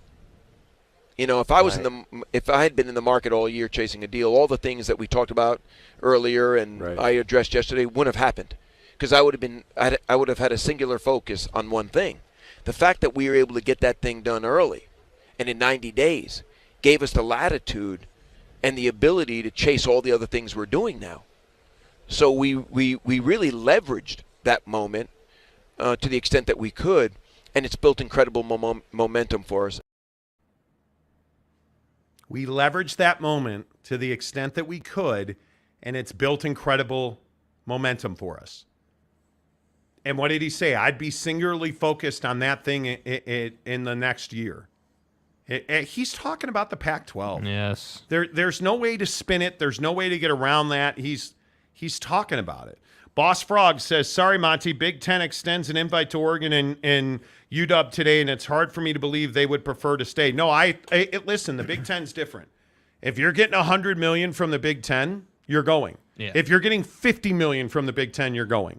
I just think the concept that you just have to be aware of, nobody's saying that, hey, if Oregon was offered $100 million, they're staying. We're not saying that. What we're saying is that short of that, they want to stay together, meaning that, hey, they like and again, all kinds of people in the Pac-12, presidents, chancellors, ADs have talked about this. Hey, we like the educational fit. We like what's called the group of schools that we have here that kind of work together, and the synergy is good. Yes. From an academic standpoint, and obviously from a travel standpoint too. Don't die. Yeah, don't die, right? From a travel standpoint too, you're not flying across the country, which is really nice. Yep. Greg Swaim. Greg, I don't want to think about Heather Dinich and Kirk Schultz as a union of two people who share great affection for each other physically. Honestly, that starts stroking, guys. I don't need that in my life. I don't need that in my life. Come on, man. Sign a 3-month grant of rights, says George Cleon. No. That's right. JK, Greg Romano, who are your sources? Because Greg said 3 deals worth $10 million are worth 1 deal worth $30 million. God, you are incredible at math, bro. They are. I don't disagree with that, but the other thing that nobody wants to talk about is you got to find a way to get those 3 people to work together. ESPN, Apple TV. Who's the third? Like, how much? By the way, again, I just ask. Okay, cool. You got ESPN and Amazon. Who's the third? Yeah. How many games are there? Well, right now there's only 5 games a week. And if we're being totally honest about it, a year from now, there are really 3 games a week of consequence. Whoever Oregon's playing, whoever Washington's playing, and whoever Utah's playing. That's it. Yeah. And if they're playing each other, it's like 1 game a week. Yeah. So you need to provide your linear TV people a game. Your streaming people, who are probably your big money, get tier 1. So that's your best game. Your linear gets tier 2. Who's the third party paying $10 million for a third? Like, what's the third game? Oregon State and somebody? Is the CW doing an ACC deal to put Oregon State and your mom on the football field in Dallas? Because nobody cares. Yeah. Nobody wants to. Nobody's watching Oregon State in Dallas or in Florida or in Chicago. I guarantee you that's not happening. Yeah. So I'm asking a legitimate question, Greg Romano. Legit.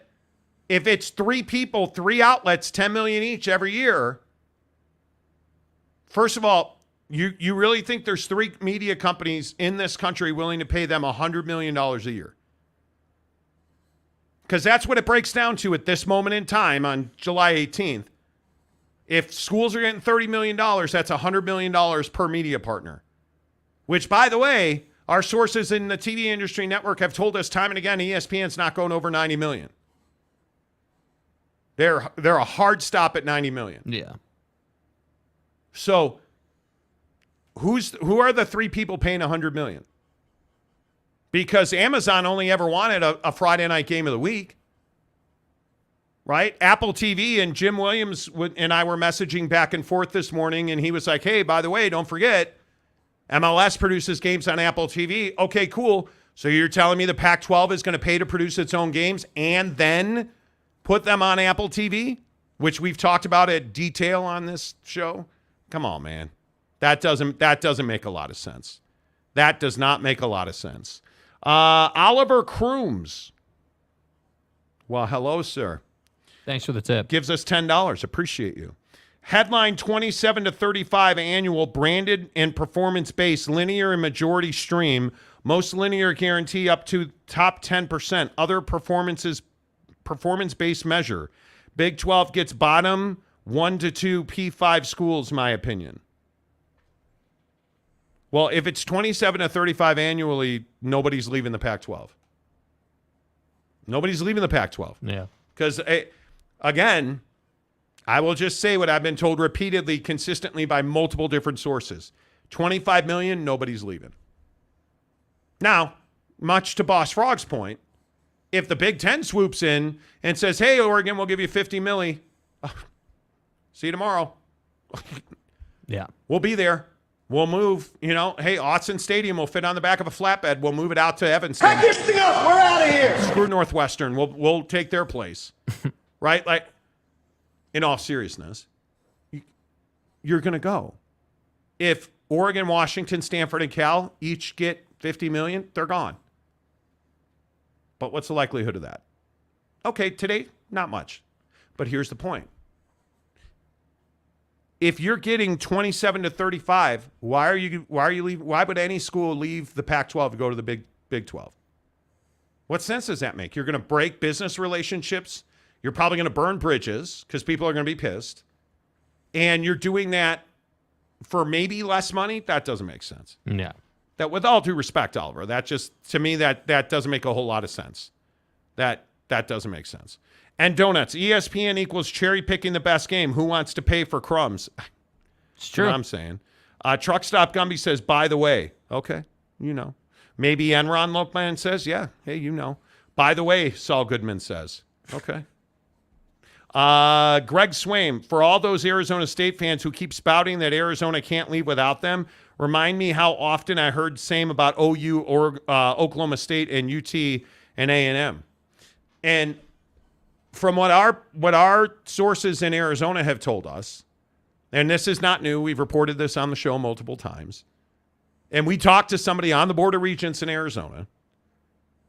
Arizona's free to go and do what they want to do. But the Board of Regents will make it as difficult and as expensive as possible. Because the Board of Regents recognizes what all of us recognize. Yeah. Arizona and Arizona State are better together. They have more leverage. And Arizona State would be stupid to stay if Arizona leaves. Yeah. Bottom line. Greg, you're not wrong at all. I would agree with that. C. Kaufman, Monty, you remember what happened to the Big East when they said no to ESPN? What's the Big East? I'm telling you, saying no to ESPN is bad business, bro. It is. It absolutely is. Greg Swaim, no one is going to pay $10 million per Pac-12 team for Tier 2 and 3 games. Nobody is paying $100 million a year for Tier 3 of ESPN. Yeah.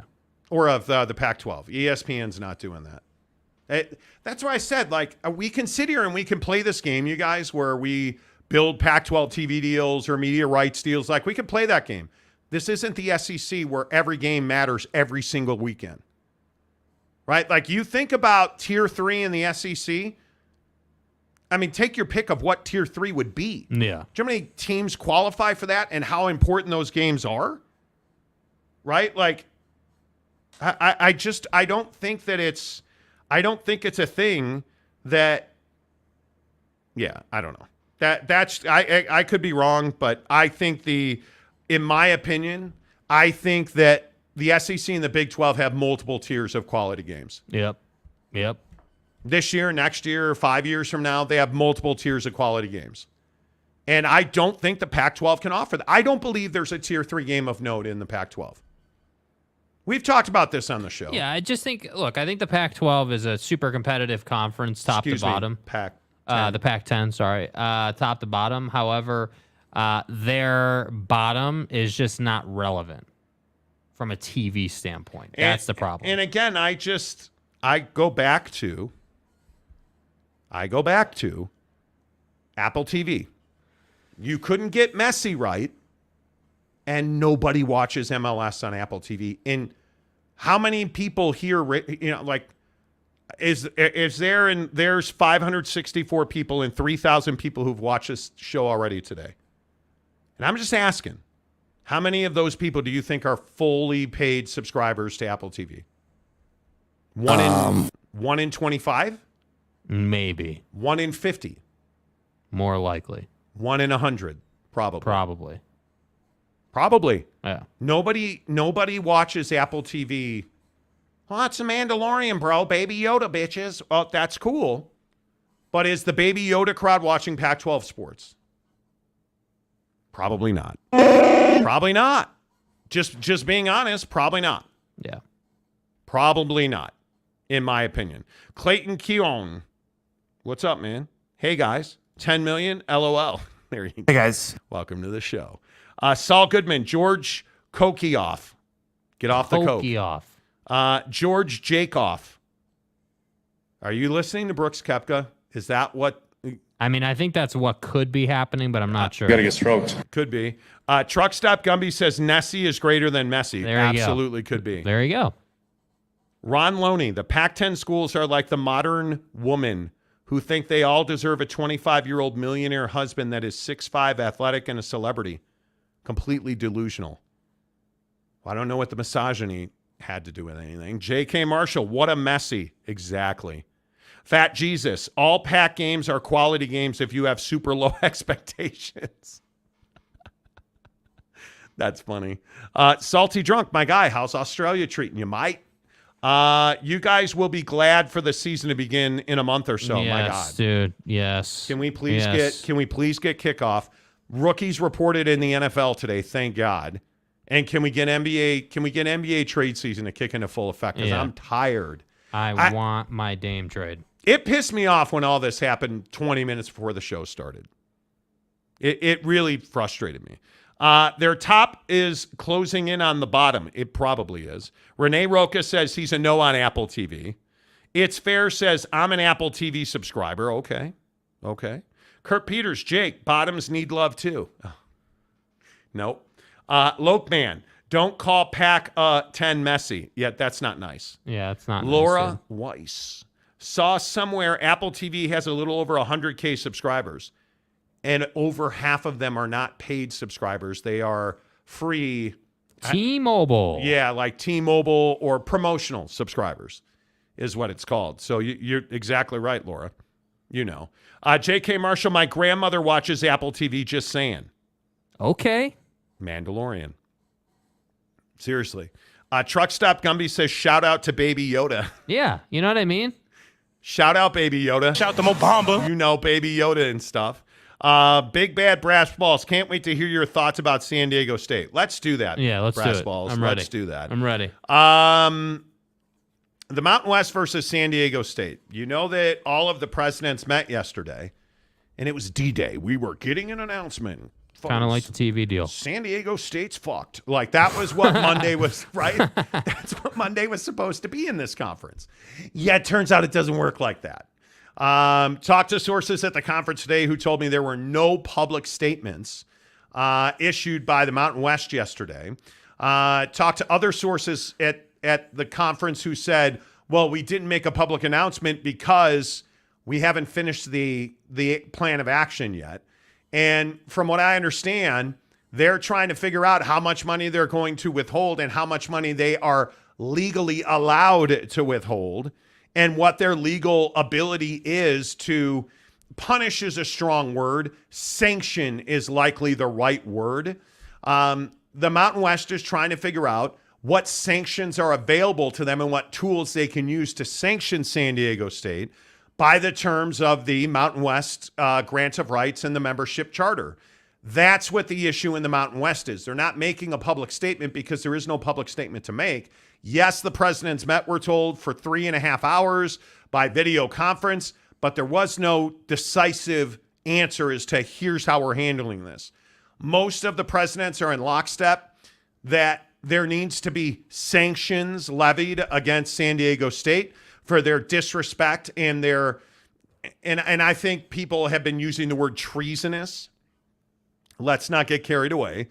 But their damage done to the Mountain West Conference. And I think that's the first part of it. But I also think there is a large part of the sanctions they're trying to figure out to deter others from doing the exact same thing. Because what San Diego State did is they played themselves, right? And San Diego State wants to come out and talk about how, well, you know, their J.D. Wicker, their athletic director at San Diego State, wants to talk about how he'll be somewhere. Not sure. Will it be the Big 10 or the Pac or the Big 12 or the Pac-12, 10, whatever it is, Jed. Pac-10. The point is that they said they were gone, and they disrespected the conference. And Adela De La Torre, who apparently is not one of the most popular presidents in the conference at this moment, disrespecting the conference by saying that there's a pro rata that San Diego State deserves, and then disrespecting the conference further and taking the other members of the conference for granted, not as partners, but as just in existence, by saying we need a payment plan, we want to pay less. Hey, by the way, you can keep our money from the tournament. Well, we're keeping your money from the tournament anyway. So now what the members of the Mountain West, I am told, are trying to do is to figure out what tools they can legally apply to sanction San Diego State. And Jake, I think that's exactly what they should do. There was no reason to issue a public statement yesterday. Yeah, and I think that this is exactly, like you said, it's exactly what they should do. San Diego State has unfortunately made their bed, and now it's time to lay in it, as the saying goes. And I think that San Diego State needs to pay a proper fee. You can sit here and try to spin and try to storytell and try to scheme your way back into the conference without a financial penalty. But the reality of the situation is you did give notice. You followed perfect protocol. A plus B equals we're out of the conference in the way you gave notice. You wrote a letter. You copied all the presidents on it, and you put Gloria Nevarez on it, obviously. And that's what you have to do to properly give notice. To the letter of the contract. Yeah. And then you want to sit here and be like, oh yeah, we didn't actually give notice. And so that's where, like I was saying yesterday with this topic, I think the Mountain West needs to be very cognizant of the fact that they will look weak, they will look foolish, they will look silly if you do not financially penalize San Diego State for coming back into the conference. Because, again, this is a unique situation, right? We don't see this a lot with teams sort of moving or whatever. I mean, we see, like, you know, with OU in Texas, the only conversation was, hey, how are we going to get this exit fee negotiated? And they wind up paying somewhere in the neighborhood of 60% of that fee. This is different because San Diego State left the conference and now is trying to claim they didn't leave the conference and wants back into the conference. So we don't really see this a whole lot, which is why I say the Mountain West has an opportunity here to prove a point. And if you go out and you penalize them, not to an extreme, I don't think it should be some ridiculous fee, but it needs to be a proper fee. It needs to be, you know, in my opinion, $1 to $3 million to get back into the conference, and we keep the $6.6 million that you're allegedly owed or whatever, and we call it a day. That's what it should be, because you left the conference, so that money is not yours anymore. That's our money now because you left the conference. So we'll cut you a break and charge you $2 million to get back in, let's say, but that's it. That, I don't even think it's proper. That. I think what the Mountain West should do is say, hey, we are keeping your NCAA tournament money, because I think one of the things they'd like to do is withhold that money. And I don't think you're going to be able to do that, but I think that's what they'd like to do. I think they are going to keep the money that they have withheld from San Diego State already, and I think they are going to try and penalize them with a revenue write-down. Facts. Because when you're only making $4 million a year, yeah, in the conference, because that's what the TV deal is about. Mm-hmm. Like it doesn't make sense to me for San Diego State to have acted the way they acted. They completely blew this thing up. Yeah. And by the way, I still maintain, well, how do you fix this situation? You merge with the Pac-12. Yep. That's how you fix this. Get rid of Georgie Poo and put Gloria Nevarez in charge, because I think she's done a great job with this. I think Gloria Nevarez has handled this exactly as she should. From the jump, she said, oh, you guys went out? Okay, cool. Like, go watch the interview on the channel with Gloria Nevarez, the commissioner of the Mountain West Conference. She was on the show, and she said, dude, it's a formality. It was well known when I took this job that at some point San Diego State was gone. Facts. And then this is how you handle it? When they gave you that much grace and runway to leave the conference, this is how you handle it? No, bro. Like, I just don't think that you can allow this to happen. Well, and it's rather incredible that they would make this kind of mistake on the heels of getting Snapdragon done. Because, again, that's not some basic, simple, cheap little side project. No. I mean, that's, you paid a lot of money to do that. And again, I'm not saying that they went broke doing the Snapdragon build and renovation and all that good stuff. Load. But, yeah, I mean, you have debt load, and that's kind of the essence of financial health, right? I mean, we all go through times where we're in a surplus and like, again, like look at our country, right? Sometimes we're, in the 90s we were in a surplus and now we're in massive debt. I mean, it's the same thing. And I'd love to hear your thoughts in the comments about this. But Jake, what would you do if you were the Mountain West? I would keep the money that you've withheld from them, and I would write them down for a year. Yeah, absolutely. And I think it's proven a point. And that's why I say, I think, again, on one hand, the Mountain West has to save face and really prove a point here. Hey, you can't just do whatever the hell you want to do. There are consequences for the decisions and the actions that you When you treat us like this and you take us for granted, there are consequences for your action. But on the other hand, I also think you could look foolish if you go to the extreme in what I would say disciplining them or sanctioning them. Sanctioning is the proper word. In sanctioning them, you can't go to the extreme. It needs to be a proper, very much in line, makes sense, logical move. I would agree. Dibbs gives us $5 to say Baby Yoda and 9 friends equal $30 to $40 million. George Kliavkoff in the pack, less than $20 million. Just saying. Baby Yoda, that's funny. Just saying, man. I agree. Kaufman says San Diego State might need new leadership when all is said and done. Dude, Adela De La Torre has put herself in the crosshairs. But I don't think it's just her, though, right? Like I think her and J.D. Wicker scheme together. Because again, you don't do what J.D. did, and then your president goes and does what she did. I agree. And then we're supposed to think that those two weren't on the same page working together scheming? Come on, dude. I agree. Come on, bro. Yeah. Truck Stop Gumby says Gloria is a gangster. Don't disagree. Boss Frog says San Diego State should be treated no different than getting an invite. They got a partial payout. Here's the grant of rights. Now need to sign again and expect a full share in 2 years. Agreed. Agree, 100%. Mountain West Conference is not worth $1 million, OG Gary says. What do you mean by that? I think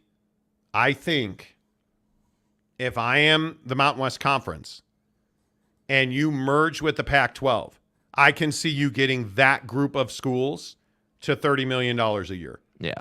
Because CBS is already going to be involved because they're already involved. Mm-hmm. So I can see you making a deal with multiple partners at that point. Roche says San Diego State needs to be patient and stop moving around. Seriously. You just built Snapdragon Stadium. Now you want to move it to Los Angeles? Like, what are you thinking, man? That was a joke. See, but never mind. Ron Loney, the Pac-10 will soon be the Boat People Conference. Wow. Come on, man. San Diego, welcome to free agency. Ron, no, not doing Wales Regina today. John Bolster. John, what's up? The Public Research University of the Pac needs to just become the Ivy League of the left coast and massively de-emphasize athletics. Bro said the left coast. Why would you want them to de-emphasize athletics? Pac-10 plus Mountain West equals $12 million a team. I guess. Okay. Look, man, I would give San Diego State $3 to $5 million to move on, but they only get $4 million a year. Ron Loney, Gloria, I think I got your number. Exactly. It's fair. Are you guys going to talk about the running back market? We are. And what happened to the position over the next several years as the big name players fail to get big contracts? What the Giants are doing with Saquon Barkley is criminal. Yeah. And it's criminal and it's stupid. But that's just me. I can be wrong. And donuts. Pac owes $70 million. San Diego State reduces revenue equals $20 million return on investment. Yeah, but don't forget SMU is going to pay $70 million to, that's what the radio wizard in the Great Northwest said. Right. Behind the curtain. Aaron Wilson gifted a membership to Taylor Smith. Let's go, baby. Let's go. Appreciate you. Make sure you guys hit the like button here on the Monty Show, where, as always, we are presented by The Advocates, theadvocates.com. You guys, The Advocates are doing an awesome thing. They are trying to help homeless kids get to school with the gear they need. And I was really looking into what the program entails. And it's hard to read the details, I'll be honest with you. The Road Home, who is one of the foremost homeless advocacy groups in the country, partnering with a power legal firm like the Advocates. Because there are kids in this country who don't have shoes and socks. They're asking for donations at Advocates Donations on Venmo because they're trying to provide kids multiple pairs of underwear for school. Think about that. I have a drawer full of Under Armour boxer shorts. You're welcome. Now you have a visual. Whatever. There are kids in this country who don't have a pair of underwear. There are kids in this country who don't have socks, who don't have what they call sturdy shoes. They want to give them multiple pairs of pants to wear. Because some kids don't have pants, they only have shorts, and some kids just have a pair of pants. Think about your 10-year-old child going to school every day in the same outfit. And that means maybe underwear or not, maybe socks or not, but the pants and the shirt are the same every single day. How's he going to be treated? How's she going to be treated? We can do something about that. We can donate to the advocates who are working with the Road Home to make sure that kids have the clothing, the bare necessities. We're not talking about AirPods and cell phones, dude. We're talking about pens and paper, socks and underwear, pants and shirts. Like, these are the things that our kids are struggling with in this country. Help them today. If you have $1, every dollar counts, please. If you have $1, if you have $5, $100, donate to the Advocates on Venmo. It's Advocates Donations on Venmo. That money goes straight to the Road Home to provide school equipment and supplies for homeless kids. Please shout it out if you donate. If you are so inclined, it'd be great if you'd mention the Monty Show when you donate on Venmo. If not, hey, totally fine as well. But just donate if you can. We've given, and I'm telling you, man, It's rough, dude. It is rough. Todd James says, preach it. Yet we have people donating to other countries. Let's fix our own backyard first. It's just so hard for me to think about. And I told this story about my guy in high school at the lunch table. But man, I'm telling you, think about kids not in high school, but think about second, third, fourth kindergartners. Think about seventh, eighth graders, how cruel kids can be with bullying and their words these days and cell phones and social media, and $5 makes a difference. Ron Loney says it's called Goodwill. Like the store Goodwill, there are people who can't afford to shop at Goodwill. I mean, seriously, think about that, man. J.K. Marshall, like Jake said, going bare can feel a bit crowded and sweaty. It's not comfortable. It is not comfortable. Cougar Tracks, if the Advocates could negotiate a media deal for the Pac, they would have a lot of money for the kids. You're not wrong. You're not wrong. Some of these parents quit buying beer and smokes, and they could afford some kids' clothing for their child. You guys, dude, come on now. It's not. We're talking about people that are homeless.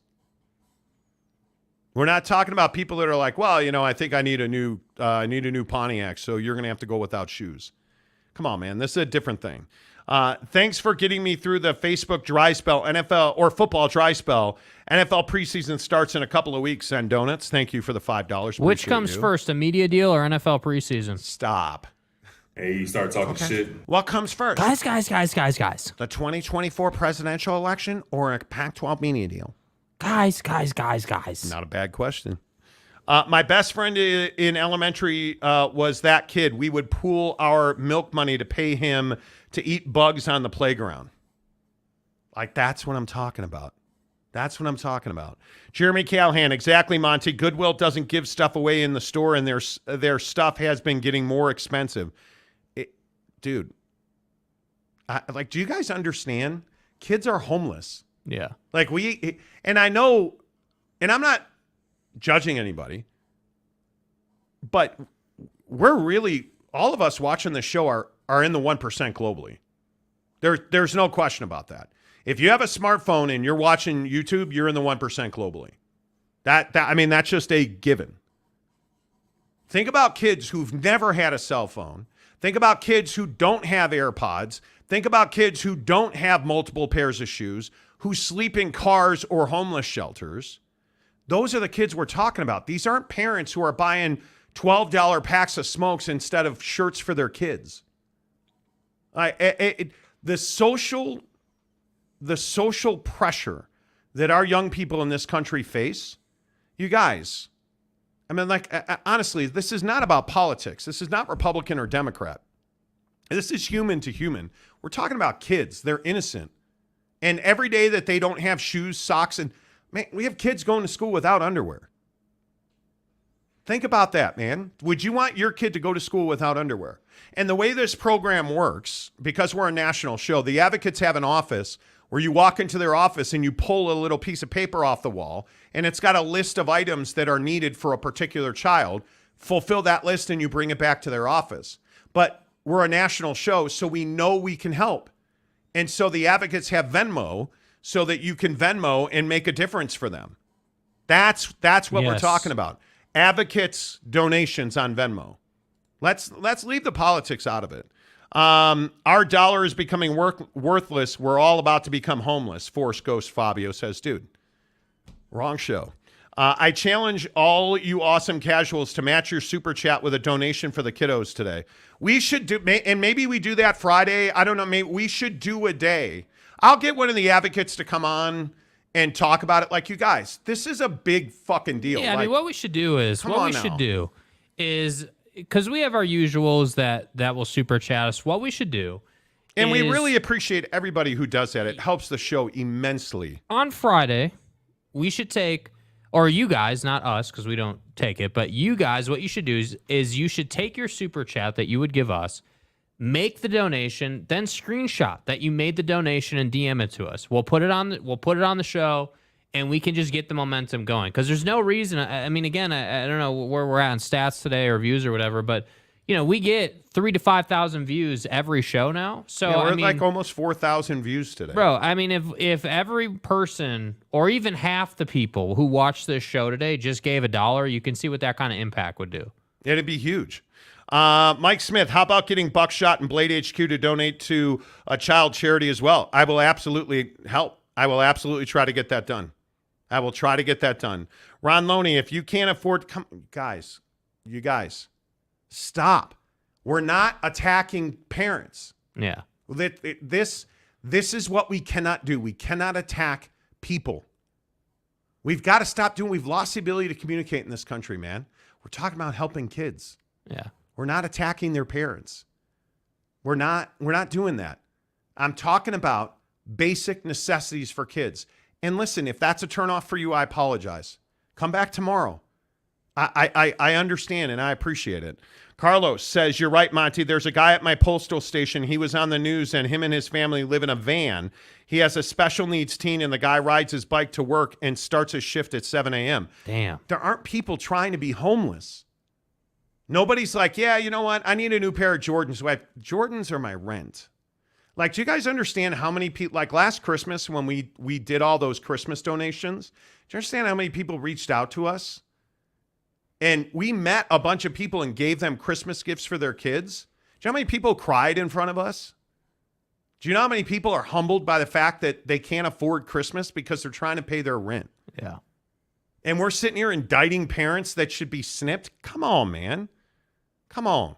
Shooter Texas says, don't apologize. Never apologize for helping kids. They're innocent. They're innocent. Michael Peck says, regardless of the parent's situation, it's not the kid's fault. Let's help them out. That's what I'm saying. Yeah. You know what I mean? Cougar Track says, can we super chat the money to you guys? Sure you can. Absolutely. MJ Bassett, disappointing so many mean-spirited people in the chat. Wow, just don't donate. Yeah, that's what I'm saying. If you don't like it, don't donate. You know what I mean? Like, that's crazy to me. I'm sorry, where is the link? I'd like to make a donation. Right here. Advocates donation on Venmo. Just go on Venmo. It's Advocates donations. That goes right to the road home. And listen, just if you just want to be anonymous, you can do that on Venmo. Whatever you want to say. But in there, just say, hey, for homeless kids. That would be fantastic if you guys would do that. And maybe on Friday, let me work with the advocates. I don't want to steal their thunder, or I'm not trying to like hijack their thing. I just want to help kids in our communities because that's what the advocates are about. They really work hard to support their communities. You guys, like, yeah. Let's not focus on parents. Thank you, Kevin Motti gives us $19.99. Thank you. Giggity says, do you know how long the advocates are doing the needs list in the office? I do not, but I will ask. I will ask for certain. Todd James. Well, if you have something nasty to say, preferably make it in a super chat so they can get paid to read it. That's what I'm saying. OG Gary, I grew up mad poor, and because of donations, we got a full bag of Christmas donations. I'm now in a position where I'm making over $120,000 for sure. Donating on Friday's show, would love to pay it back. Let's do it. Yeah. Let's do it on Friday. We'll put something together. We'll have the advocates on and let's see what we can do. Saul Goodman says, greed of those same companies who build homes and businesses to people who can't afford them. Give to charity. Hypocrisy. Well, there's a lot of that. No doubt about it. Maury Alvarez says, where is Football at 50? Monday. Football 50 will be back full-time on Monday. Rick Olson says, is there some kind of accountability to where the money goes? It goes to the road home. And it is specific. This program is called Apples. And you can go on the Advocates website. It's on their Instagram. It's on their Facebook. It's on their website, theadvocates.com. And you can read all about it. You can message with them on their website if you don't want to send to a Venmo. Message on theadvocates.com, and you can chat with an attorney 24/7 and say, hey, heard about the Apples program on the Monty Show. What's it all about? And they will hook you up. They're great people. Trust me when I say that. Jeremy Callahan says, football at 50. Truck Stop Gumby wants the music. By the way, it's way too much at $78 per month. What's 70? What he says, I do YouTube TV. I got what you're saying. Oh, okay, yeah. Jason, can we help build a tent on Skid Row for the Pac-12? Wow. Cold, bro. Cold-blooded, you Damn. guys. Cold-blooded, you guys. Thank you, Cougar Tracks. Appreciate that. Phenomenal. All right. That got a little rough, Yeah, man. that got a little intense, dude. That did get a little intense. Got a little intense, man. I'm surprised, real quick, 30 seconds on this. I'm surprised that we cannot separate our vitriol for, because there are bad parents in the world, there's no doubt. Mm-hmm. Our vitriol for lack of parenting versus the innocent kid who is the victim of that. I'm surprised, and not all of us, I'm surprised there's so many people who want to attack the parents and forsake the child. Like, give the child a better chance than what their parents are providing for them. You know, bullying is such a school's hard for kids, dude. Yeah. School is hard for kids. I'm telling you. School is hard for kids. The Monty Show, as always, is presented by our friends at The Advocates. You know them on a daily basis as the best injury attorneys in the business at theadvocates.com. I was involved in a hit-and-run accident. My chiropractor recommended me to the Advocates. They completely took care of everything. Now that my case has been settled, I feel like I can go back to my normal life, all thanks to the Advocates. The Advocates at theadvocates.com, the best injury attorneys in the business. Chat with an attorney live online for free. See, because you don't pay the Advocates unless and until they win your case. At theadvocates.com, UtahAdvocates.com. Hour number 3 of the show. A lot of you are in. Jeremy Severe says, be the one that makes a difference in someone's life. Yes. Yeah. Carlos says, no one comes up on their own bootstraps. We all need help at one time or another. Absolutely. It's true. Absolutely. Saul Goodman, some people need condoms, not the kid's fault. That's exactly right. It's not the kid's fault. It just isn't. Let's see. Cy Kev says, if you haven't replaced your smoke detector batteries since the Pac-12 saga started, it's time. Damn. Does the Pac-12 ever get a pass? No. Is it, or is this Nah. just, it's going to be forever, isn't it? Yeah. Isn't it? Saul Goodman says, go fund me for the pathetic 12.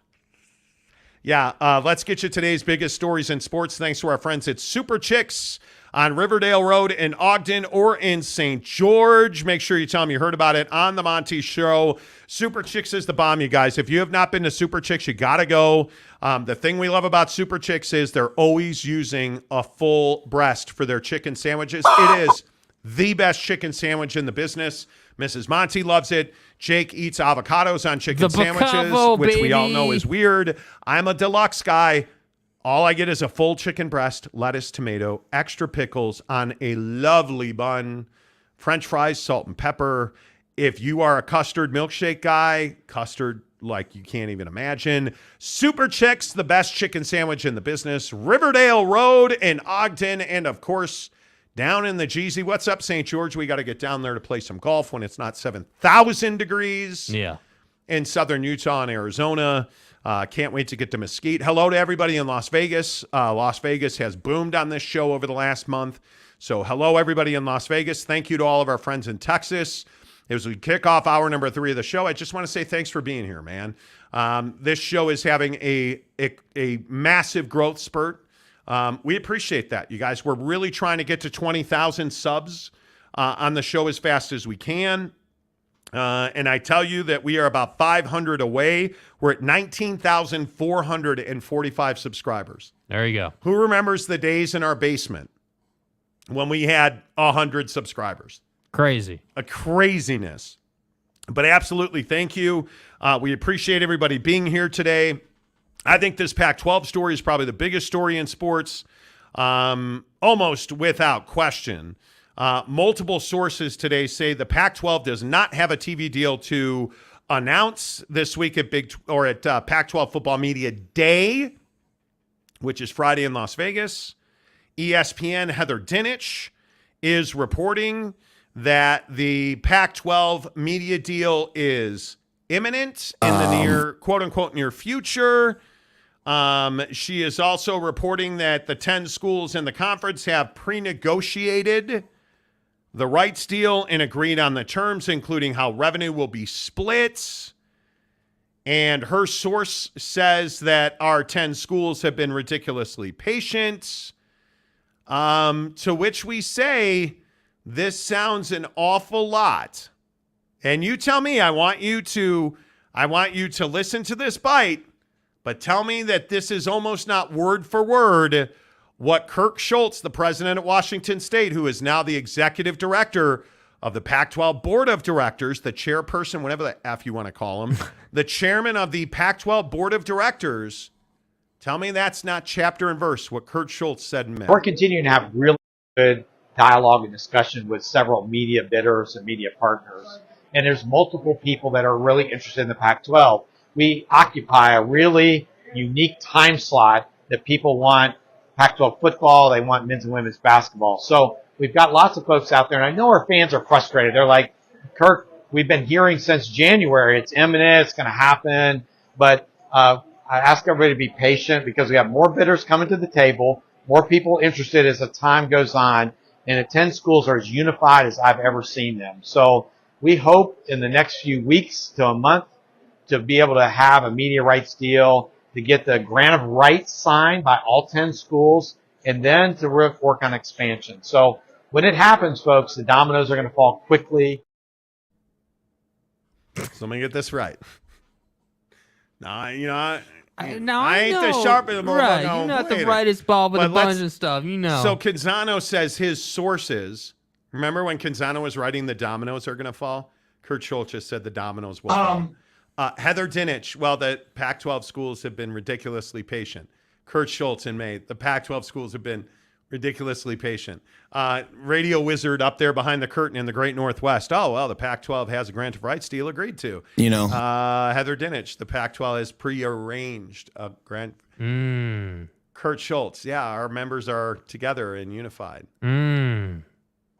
Tell me Kurt Schultz isn't talking to everyone who will listen behind the scenes off the record, bro. Of course, off the record. Right? Like, tell me that that's not Buddy's what's happening. Name got changed to Sources. Maybe we should change his name to Buddy. Right? That's what this is. Come on now. That's what this is. Hey, new member on the show, Michael Peck, who actually rejoined the membership. Michael Peck. Let's go, baby. Appreciate you, my guy. Good to see you as always. Welcome to the entry-level membership. You guys, you can become a member of the program like Michael Peck did today for as little as $1.99, which gets all your comments highlighted and supports the show. Or for $9.99 a month, you can you can become an exclusive member of our Instagram chat group, which today the talk was who's got the best Irish whiskey. And we all know it's Jameson. Damn good. It is Pac-10. Really good. So, Michael Peck, welcome back to the membership. Appreciate you. Saul Goodman, the guy from Wazoo, is outrageous. It's ridiculous. Well, and I just think it's incredible, like the messaging, the verbiage. It's the same. It's verbiage, please. Like you like it's incredible. So Heather puts out this story today, and it kind of hit us like, hey, like, yeah, we've heard this before. And then you start thinking about what other people have reported, and it is chapter and verse what he's been rolling out, what Schultz has been rolling out of Washington State. So that's why I say, like, unfortunately for Heather, like, it's not personal, and I do think, I firmly, in my heart of hearts, I believe that she does outstanding work. But it's very clear to me, based on the quotes that she has in that article, that she's talking to him, because that's what he says. It can't be a thing where you write an article with certain quotes that basically have the same words, used the same way, and then I can play a video off of that story, and it's the same words the same way. You can't do that. That's a problem. It's a huge problem, and I think when you look at what's going on, I think that's a deal. The San Diego State situation today that we detailed for you very clearly.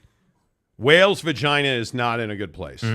And I don't know how you fix this with the Mountain West, who presidents met yesterday, but there was no resolution because they are trying to understand what tools are at their fingertips to sanction San Diego State. So I would expect within a short period of time, we will have an announcement from the Mountain West, but I would not expect that to be, kind of like no, I'm not going to do it. The Mountain West will announce it in a timely manner. Oh, it's not imminent? Look, Heather Dinich, take it easy. And then there are the running back wars in the NFL that we have to get to because Saquon Barkley, Josh Jacobs, are among the two running backs, as well as Cowboy running back Tony Pollard, who did not come to a long-term deal with their clubs and will now have to play on their 2023 franchise tenders. The Giants offered Barkley an increase this year. They could have gotten him to $14 million per season. He turned it down. And I think he was smart to turn it down. I think this entire situation in the NFL, and Tony Pollard with the Cowboys, I understand he's hurt. But you cut Ezekiel Elliott for Tony Pollard. Yeah. And are you really telling me that you're not going to sign Pollard to a long-term deal? Are you really telling me that the Las Vegas Raiders are not going to sign Josh Jacobs to a long-term deal?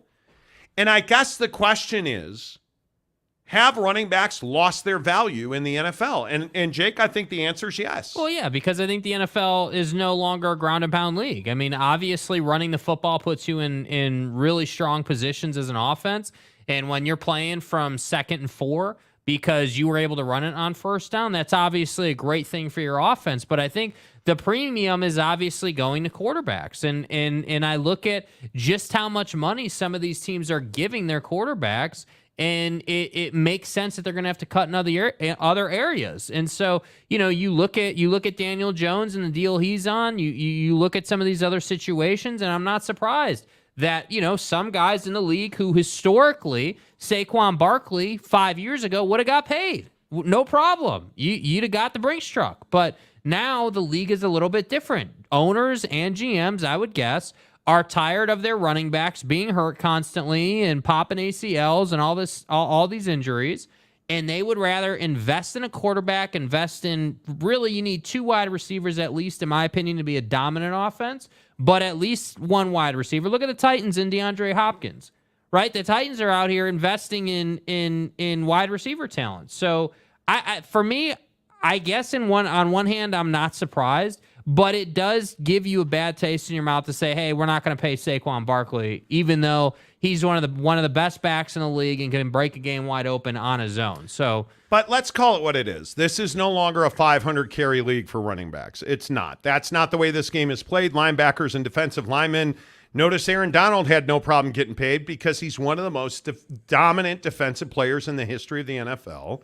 And he's a guy that ends careers, right? So when you're in a league where the quarterbacks and the wide receivers are making the money, hell, look at Netflix renewing quarterbacks already for season 2. This is a quarterback-driven league. Yeah. Football has become a quarterback-driven sport at the college and professional level. And I think when you look at a guy like Josh Jacobs, he led the NFL in rushing last year. There has to be a happy medium between those two, right? At some point, there has to be a happy medium. Yeah. I look at a guy like Tony Pollard. He put up big numbers for the Dallas Cowboys last year to the point where you were able to eliminate Ezekiel Elliott. I look at Saquon Barkley. This is the one that's head-scratching. He's back off of a knee injury. He was one of the best offensive weapons in the league. All 3 of those guys catch the football well. That's the part that's head-scratching, because I also think you look at a guy like Austin Eckler, who plays for Wales Vagina in Los Angeles because they share a place, a small bedroom. Really, it's a studio apartment out back of the Rams Stadium.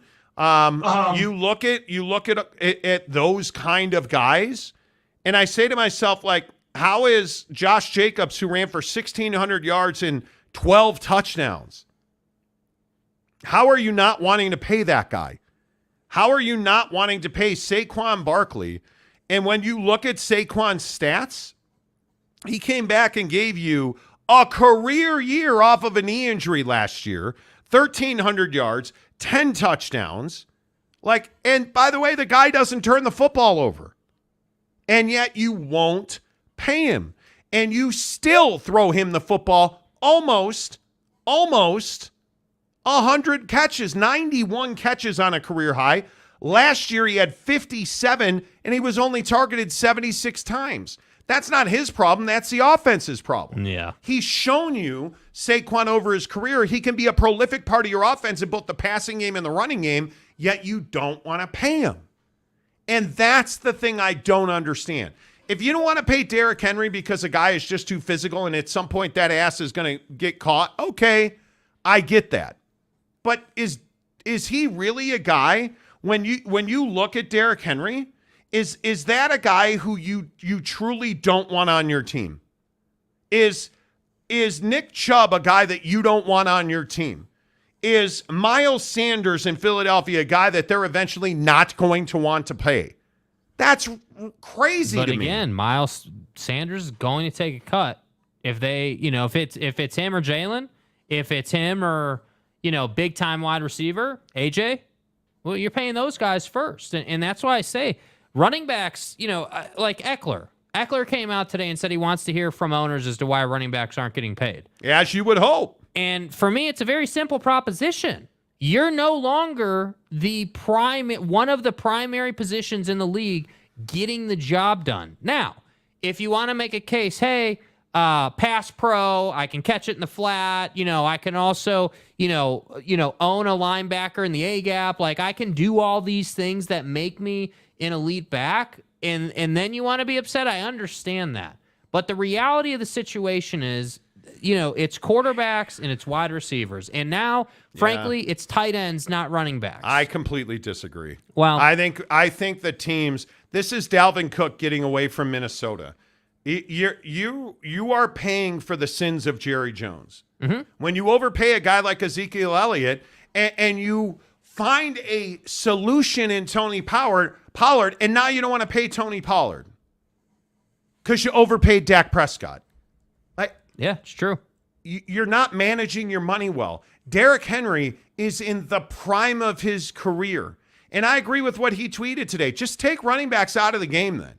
Because if you're not going to pay them and you're going to leverage them, yet you don't want to pay them. Austin Eckler, I agree with Los Angeles not wanting to pay Austin Eckler. You should have let him go to market then. But here's the problem. You can't replace his production. You can't replace everything he does for you. Yet you don't want to pay him. Yeah. I would not acquiesce. If I was a running back in this league, I would not acquiesce at all. I would not. Todd James, running backs are plentiful, especially with injuries. I'd like to see the plentiful running backs. Yeah, I think let's not be foolish here. Respectfully, Todd, I think that Saquon Barkley is not plentiful. You don't have 15 Saquon Barkleys in the league. You don't have, again, unfortunately for Tony Pollard, the injury, but you don't have 15 Tony Pollards. You don't have, dude, I'm telling you, it puts your offense over the top to have a running back that has to be respected by the defense. There's no question about that. And I look at Jamal Williams in Detroit. Jamal Williams, when he was in Detroit, led the NFL in touchdowns for running backs. But what has he turned into? That's a perfect example. He's a banger. But he gave you 1,000 yards and 17 touchdowns, and you got rid of him. Mm-hmm. That's mind-numbing to me. It's mind-numbing to me. Mm-hmm. And he's a great leader, and you still got rid of him. I look at Austin Eckler, and I agree that Austin Eckler's undersized. He played 17 games. Mm-hmm. Dude, do you know the numbers that Eckler put up last year? I don't think people understand that Austin Eckler last year only had 279 yards receiving. 722 yards receiving and 915 yards on the ground. That's 1,600 yards and 18 touchdowns, and you didn't want to pay him. Mm-hmm. Undersized? Yes. Durable? Yes. Productive? Yes. Yes to all of those. Why would you not want to pay that guy? Well, because he's a running back. But are you stocked with the premier wide receivers in the NFL? You're not. Are you the best offensive line in the NFL? You're not. By the way, the wide receivers you do have are always hurt.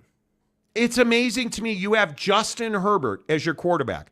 You don't want to pay the best wide receivers. You don't want to have the best offensive line, and you don't want to pay your running back. What message are you sending to Justin Herbert, who, by the way, you still haven't paid your quarterback? This is the issue. And you look at the teams that we're talking about. The New York Giants routinely make these mistakes. Routinely. Odell Beckham Jr., okay, headache, problem, but he went on to win a Super Bowl in L.A. Okay, Saquon Barkley. You let Saquon Barkley go, that's when you don't recover from. You want to pay Daniel Jones all that money? Knock yourself out, dude. Saquon Barkley's the guy you should have paid. Facts. Saquon Barkley deserved it. You look at the attempt numbers from last year, rushing attempts last year, it's Henry. They don't want to pay him. Jacobs, they don't want to pay him. Nick Chubb, they don't want to extend him. Saquon Barkley, Dalvin Cook last year. Dalvin Cook played 17 games, 264 yards, 1,173 rushing yards. They don't want him on their team anymore. Like, what? I just feel like I'm insane. The guy also had 300 yards receiving last year, and you don't want to pay him. And these, I'm telling you, you can only keep making stupid decisions for so long. It's crazy. Y-Zone, anyone turning down $14 million per year gets what they get. But the problem is you're not talking about real money. $14 million in the NFL is underpaying a running back. Ezekiel Elliott was getting 15. Dalvin Cook doesn't deserve more than Ezekiel Elliott? What sense does that make? Josh Jacobs doesn't deserve more than Zeke? Yeah, he does. Absolutely he does. Yeah. In my opinion. You know, like, I don't know, man.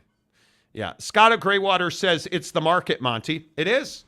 It absolutely is. But I don't think, look, respectfully, I think that's a cop-out, though. It's the market. Well, the owners are trying to set the market. I mean, this is what it really is. The comment should have been, hey, it's the negotiation. I mean, this is classic owners versus players, right? This is classic, yes. Hey, the players believe, and rightfully so, believe that they should be paid a certain amount, and the owners are just pushing down on them, right? So that's why I say, like, if I'm a kid in high school, right? If I'm coming up in football's my sport, I don't want to be a running back.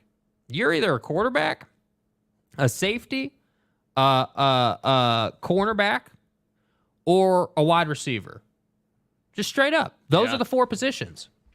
Yeah, we'll find out. I don't know. I think it's going to be interesting to see exactly how all that plays out. Jim Choi says, how much they pay Christian McCaffrey?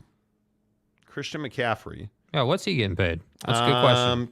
His cap hit is $3.4 million this year. He'll make $12 million. He restructured his deal for $11.8 million in 2024, $12 million in 2025. And he gets, like, he has restructure, but essentially the number that matters is his cap hits are 3.4 this year, 14 next year, 14.3 in 2025. Yeah. 29 years old. He's underpaid now. Yeah. He's underpaid now. But again, a guy like this is a good example. A guy like this isn't going to complain about his money. No. Because he sees these other guys not getting paid. And he made incredible contributions in San Francisco last year. Yeah. I think he was worth that deal, no doubt about it. No doubt. Bryce Martin, however, I mostly blame this on Le'Veon Bell and Zeke because they both got paydays and didn't pan out. Absolutely correct. That's the truth. That I agree with. Absolutely correct. Yeah. I don't disagree with that Giving the rest of the backs in the league a bad name. Yep. Elaine Tran says he's so big no one can tackle Derrick Henry. Stupid if the Titans don't pay him. He's in his prime too. He is. Yeah, Derrick Henry's one that is kind of a head scratcher too, because like you said, he's in his prime and he's an outlier. He is so big that he's a workhorse, man. You can give them what 20 carries a game, 25 carries a game. I mean, all you got to do is run the football. And now you just went out and got DeAndre Hopkins. Like what? Like why would you not? I mean, are you going to make the run or not? Yeah, Jet Wayman, what's up, my guy? Tao King of Utah. Sup, guys? The average kicker's making more than the average running back this year in the NFL. Okay, but in my opinion, it's crazy. What am I going to say? Idiot kickers win and lose games all the time. Correct.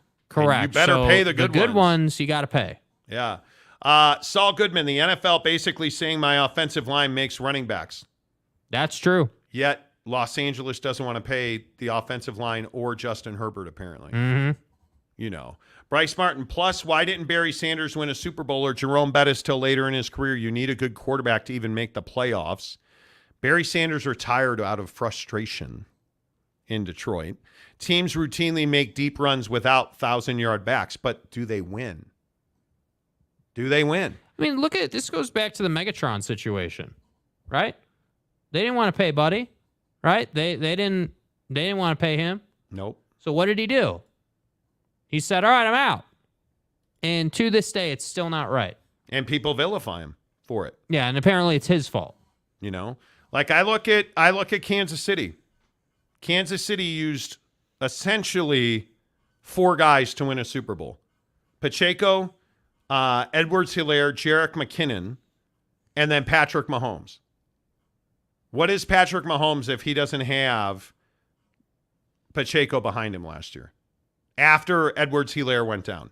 Mm-hmm. Think about that. Think about the contribution that they got out of the running back position in Jerick McKinnon catching the football for 512 yards and 9 touchdowns.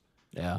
And by the way, he also gave you 300 yards rushing on 72 carries and a touchdown. Like, it all depends on the system. Andy Reid's a genius. I totally get that. Mm-hmm. But it all depends on the system. It always depends on the system. And if you are going to, in my opinion, I agree that if you're going to win a Super Bowl, you better have a quarterback. Yeah.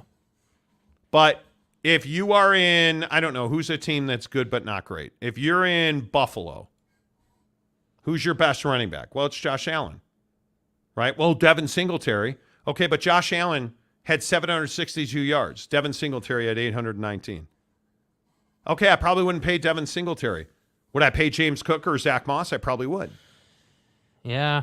Right? If you look at, I don't know, look at New England. Look at all the running backs they had during Tom's time in New England. You look at theirs, like Ramondre Stevenson last year was the first time in how long that they had a real stalwart in the backfield. Well, and it's because Mac Jones only ran for 102 yards. Yeah. Right? Yeah. But you also look at the fact that Ramondre Stevenson caught 69 balls last year. Oh, Indianapolis. Buddy in Indianapolis, dude. I can't remember his name off the top of my head. Talk about a running back, right? Jonathan Taylor. Yeah, Jonathan Taylor. Dude, bro. He only played 11 games and had 861 yards, and they weren't the same without him. Right? Like, so in that situation, and maybe that's what it is. Maybe it's situational as far as like, hey, without you, what kind of team are we? Well, apparently that's not the case in Tennessee. Apparently that's not the case in San Diego, the Rams? LA. What about the Rams? The Rams, another good example. You look at the Rams churn at running back. Yeah. Cam Akers last year was their leading rusher, played 15 games. They were awful last year. Yeah. Right? Like, I guess it's philosophical. I agree with everybody saying but that. I do think, generally speaking, owners are going to be as cheap as they possibly can be. Yep. They want to pay you the least amount of money. Todd James, yards are yards. Committee or one dude, yards are yards. Mike Smith says, remember years ago the fullback was a value position? Tom Rathman. Now most can only name one fullback from San Francisco. Oh, by the way, don't forget about great old Matt Suhey. Mm-hmm. You don't even know who Matt Suhey is. Modern football doesn't go through running backs. There are no Jim Brown, Earl Campbell, Walter Payton. Oh, I agree with that. You got to catch the football now. You have, but the screenplay is absolutely a game changer in the NFL. But I think owners don't want to talk about pass protection either. But it's also what you said. Yeah. Tight ends. Tight ends, dude. Tight ends changed the way the running back position was valued. There's no doubt. There's no doubt about it. Shooter, Texas. The 49ers are one of the few teams that use the running back well, in my opinion. Love that offense when the parts are all working. I agree. Hundo P, dude. Jim Choi, that's how Spanos have run the Chargers since the old man. Exactly right. OG Gary, if I'm a running back, I transition to becoming wide receiver or slot receiver. Don't want a 5-year career when I can have a 10-year career. That's the truth. Yeah. Yep. And Donut says RBs equal backfield blockers. Well, that's the thing that I think doesn't get talked about. I mean, how many times do you see the great quarterback make a great throw after his running back got absolutely trucked? Like, that happens every day in the league. So to me, look, I just think that there's a couple different cuts of running back. I have always believed that there are, like, the Christian McCaffreys of the world should not be running backs. They should be rovers, in my opinion. I agree. Because you're not just a, hey, turn around, hand it off, run it through the A-gap back. That's not what you do. No, I right? agree. You can do that, but you can catch it in the flat. You can pass pro. You can run a quick slant. You can run the crosser route. Like, you can do all this stuff. So I just think that some guys are just valued much higher than other dudes. And unfortunately, Austin Eckler is one of those guys that's in a crap organization who's not going to pay you. Yep. Fat Jesus says you can make up for mediocre running backs much more than you can make up for mediocre passing game. Truth. I agree with that. Jim Choi says, yep, Danny Dime is going to be a bust, but is good kid from Duke, and the Moras like good kids. Danny Dime. What am I missing? Saul Goodman. Justin Herb's getting traded, in my opinion. Chargers cheap. Yeah, they've always been cheap. In my opinion, I think he deserves a better situation. He is a damn good quarterback. Yeah. And I would love to see him in a situation that prioritizes passing. Yep. Mike Smith. Market dictates what position makes. Fair or not? Does. Yes, absolutely. Y-Zone. Giants without Barkley will be terrible. Imagine Daniel Jones without a running threat is a recipe for disaster. I agree. Elaine Tran. Elliott sucks now. Did Zeke sign somewhere else? Where did he but he got paid. He got paid.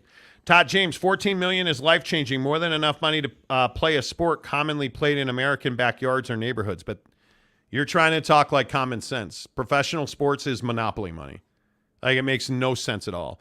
The Jet Wayman, the Giants should have franchise tagged Jones and paid Barkley. That's what and how many times did we talk about that on this show? A lot. We talked about that a lot on this show. You know, Rick Olson, give it 5 years and running backs will make a big return. It is cyclical. There is no doubt about that. Brandon Unruh, it's not just Zeke's contract. It's Gurley before him. Todd Gurley. Oh, Todd Gurley. Yep. Le'Veon Todd Bell. Gurley, bro. Todd Gurley was one of my favorite players in the league before the injuries. I would love watching him run the football. Yeah, I agree with that. Vorlon Angel. Last time I saw Daniel Jones, he was running all by himself and fell down on his own. Yeah, you guys remember that? I think he's actually a franchise quarterback. I do. Shooter, Texas. A good running back is highly desired in college, so if you want a free education, be a running back. Don't plan on much beyond Euro or Canadian football. Wow. Yeah. Wow. Bryce Martin says McCaffrey can catch the ball out of the backfield and is a threat everywhere. If you're not him in today's game, then you're mainly left behind. I agree with that. I agree with that. But how do you explain Saquon, dude? Well, I mean, there's a couple of ways you can explain Saquon, but the most obvious one is that he uses buckshot from bucked up. I mean, that's so to me, that is exactly why he's amazing. Because I'm sure that he takes a buckshot before every game. You'll notice we took a buckshot today at 3:30, and we have rolled through 2.5 hours on this show, and it's because of bucked up. And got on the scale this morning, lost another half pound. Thrilled about that. And the best part is they've only got 31 pounds to go. 31 pounds before Hawaii on November 18th. I am going to break 80, and I'm going to lose 31 pounds by Hawaii. Hell or high water. I am going to break 80, and I am going to lose 30 pounds. And I'm going to do that with Bucked Up. I'm telling you. Bucked Up, whether it's their proteins, their collagen peptides, and you guys, if you need protein, you need supplements, you need pre-workout, there's nobody to talk about beyond Bucked Up. Bucked Up has the best pre-workouts in the business. My wife uses an endurance supplement. You guys probably know this by now that she's training for a triathlon in August.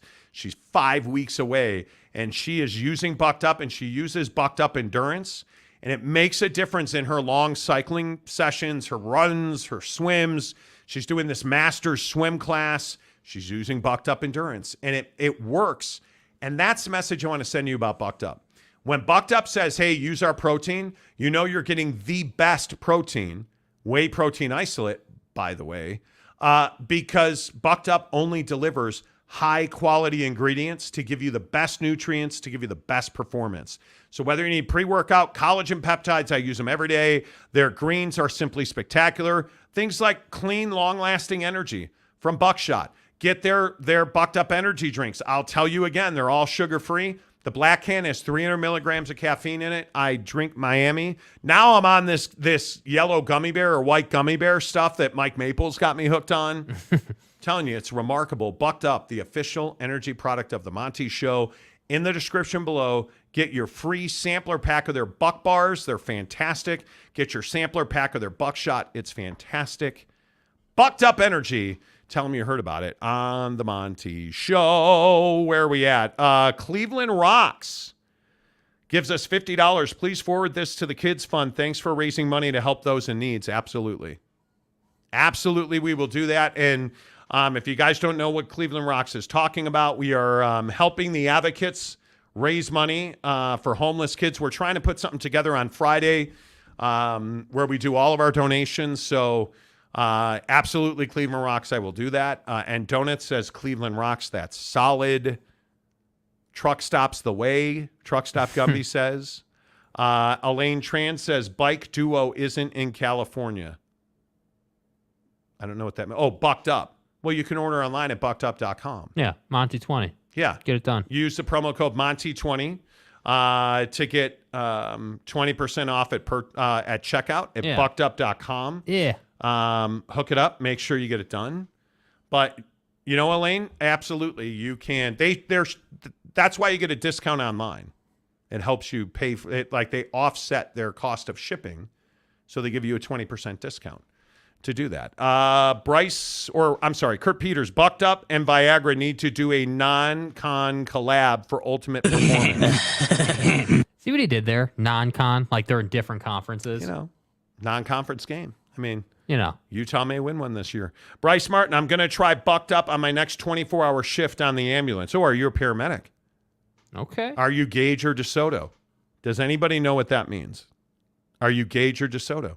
What are you talking about, man? I'm going to put it to the ultimate test. Let's go, Bryce. Do it. Do it. Report back. Do it. Report back. Bucked Up Energy, the official energy provider of the Monty Show. Elaine Tran says, okay, thanks. Absolutely. Thank you. All right, let's get to a couple of non-sports stories. Should leaving your dog's poop on the ground be a felony? Felony is probably strong. What? In France, and I would encourage you to go Google this, France is collecting DNA from all dogs now because they're tired of you letting your dog poop on the ground and not picking it up. And I don't understand this because this, in all truthfulness, this drives me crazy. I hate when people leave their dog's poop on the ground. And it's an epidemic and nobody's willing to take accountability for it. Like it's quite literally a pet peeve of mine. See what he did there? So it's we're talking about pets and it's a pet peeve. I see what you did there. That was good. I was hoping somebody would pick up on it. Yeah. Unfortunately, you know, they don't pick up their dog poop as much as they pick up on it. See what he did there? Yeah. I think if you're a pet owner and you leave dog poop on the ground, I think you are not good. Because one, it gets other dogs sick, but two, it takes 2 seconds. You're a douche. Everybody has free dog poop bags, right? Everybody's got them. You walk your dog in any neighborhood, any park, any dog park, everybody's got them. And they're cheap on Amazon. Is it really that difficult to get a bag, bend over, pick up the dog poop, and throw it away? Is it really that difficult? This really pisses me off. I don't understand it. I think it should be a crime. And in France, they're trying to make it that. Now, a felony, let's not get carried away.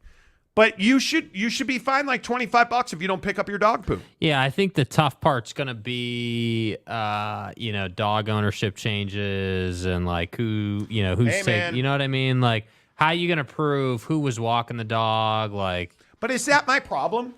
It's your dog. If you hire a dog walker, you need to tell them, hey, you got to pick up the dog poop. Yeah. No, it's not your problem. But I just think it's a fast track for suits and lawsuits, trouble, and the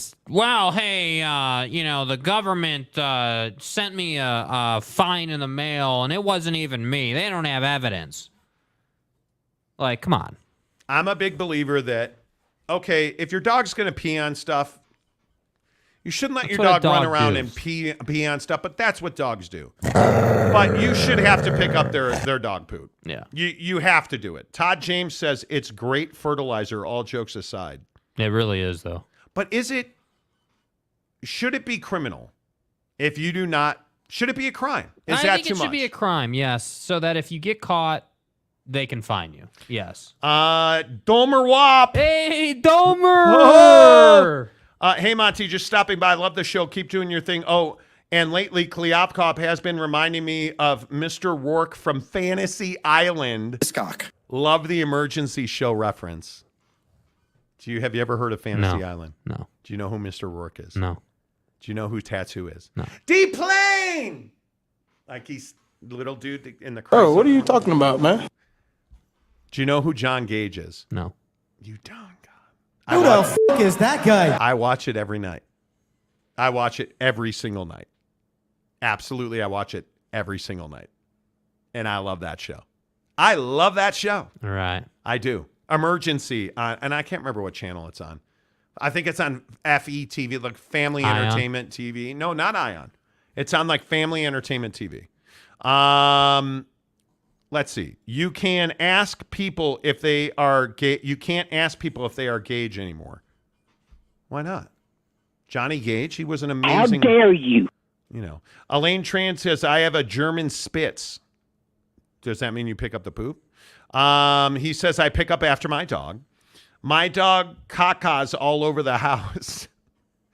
I mean, you should probably get him snipped. That's how other dogs get pregnant, when you caca all over the house. That's what you mean. OG Gary, I pick up after my dog. Even people in my own community don't pick up, and now we shame them on the community Facebook page. That's right. Hard time for Fife's dump, bro. Fifi's dump.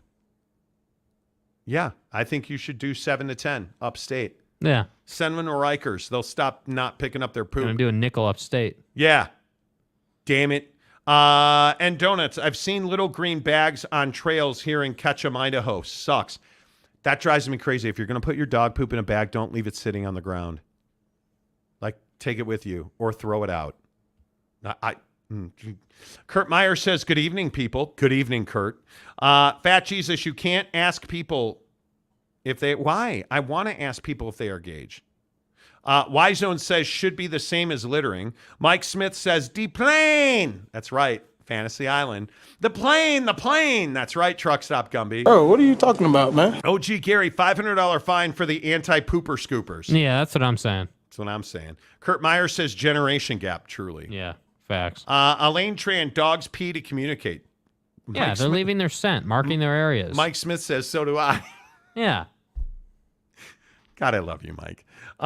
Isn't cow poo? Cow turd. Could be. Cow poo is horrible. So there's a driving range that we go to and a little Muni golf course here that's right by a sewage treatment plant, I think it's called. Dude, when the wind is blowing in the wrong direction, nah, bro. Not good, bro. Nah, no. Domer Watt, Monty, you are really funny, Paisan. Well, I appreciate that. Thank you. Truck Stop Gumby says dog turd. Jet Wayman, I have a cat. I'm good. Dude, Jet, come on, bro. That's an issue. Like, Dude, no. you're going to Jet. lose your ribeye privileges at this point. First of I mean, all, come on. Jet, I thought you were single because no single man has a cat. Yeah, like No what? single men have cats. Like how? They're It's no. ridiculous. No. It's really despicable. Pierre Gatling. The Pac-12 continues to deliver the wrong message in realignment. Read on to see why that is and more. Jason Shear, very good information. Okay. That's cool. Biohazard, yes. Are dogs team lean? They're not. I don't believe they are. No, their team's sit, dude. They are. Mike Smith. Fart drops always make me giggle like a schoolgirl. Yeah. I was told by somebody today that Jake plays too many drops. What? Jake plays too many drops. You know. Saul Goodman, team squat. Damn right. Yeah. They are team squat. OG Gary, cat people are hands down the worst. I mean, I'm just surprised that the Tile King of Utah is a cat guy. But am I wrong about that? Like, dudes are not cat guys, right? Like, dudes are not cat guys. I don't hate cats. Cats hate me. Yeah. It's so really a cat problem. It's kind of a hate-hate relationship. Yeah. At this point, right? Like, I mean, I don't hate cats. I mean, nobody likes cats. That's right, T. Domer Watt, George Costanza, guys with cats. Nope, exactly. Mike Smith, never too many drops. Never drive past cows anymore. Why? Okay. What do you mean? Monty owes a ribeye. It is his pet cat, or he is co-parenting a pet cat with one of the Draper moms. You are not the guy. Could be. Todd James, cats are weird. Yes, they are. And donuts, Jake carries the load. That's right. All virgins do. Yeah. J.K. Marshall, I grew up in a house of cats. I dig them. Really? I used to have a cat named Foxy. That's the last thing I remember as a kid. My innocence was gone. No, well, okay, that's awkward now. Roger Dodger. What's up, homie? Where you been, Roger Sales? It's usually kids who don't pick up dog poo. Take away their underwear and give it to someone who needs it. Oh, my Damn. God. Jeez Louise. Okay. Bryce Martin says, dudes aren't cat guys. You should come to Austin more, mate. Right? Cats are better outdoors. So we have a little community in our, the Ring doorbell app. So we have this community, and it's constantly, oh, hey, my cat's lost. Aww. Hey, has anybody seen my cat? Aww. Hey, there's a loose cat in my backyard. That's what we're calling it now. Draper moms. Todd James, who wants to hear random meowing throughout the day? Not me. I can teach my dog to not bark. How does one teach it not to meow? Well, how do you get it to stop meowing right? Meow. Honestly, I'd start stroking guys. Okay, that's how. I would not do that. Domer Wop, I need to jump off. I need to give my cat a bath. Exactly right. Exactly right. Travis says, I hate the smell of cat spray in a house, and cats are kind of evil to be real. But, dude, I hate litter boxes. Yeah, dude. I mean, why would you bring that hate litter boxes. inside, dude? I hate it. House of Cats, the new series. Animals belong in the wild or on the dinner table, Ron says. Good God, Ron's on one today. Mike Smith, support your local cat house. Ding. See what he did there. Outdoor cats are bad enough. Cats in the house, you don't have a cat. You have a litter box service for your feline masters. Exactly. Facts. Dan, I love cats. They taste like chicken. Oh, my God. Bro. What? Roger Sales, I love cats. Taste like chicken. What am I missing? What did I must have missed something. I don't know. Monty owes a ribeye. Cat houses smell funny. Kurt Peters, my favorite Chinese restaurant was J.K. Marshall.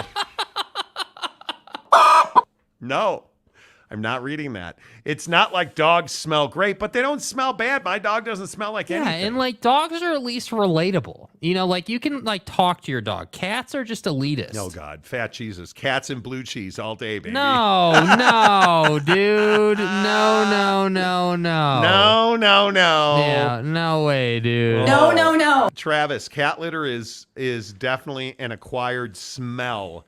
Then if the cat is spraying carpet and drywall, it's almost unbearable. My God. Dude, God. Why? Man, dude. Why? Truck Stop Gumby says some smell like the seafood market.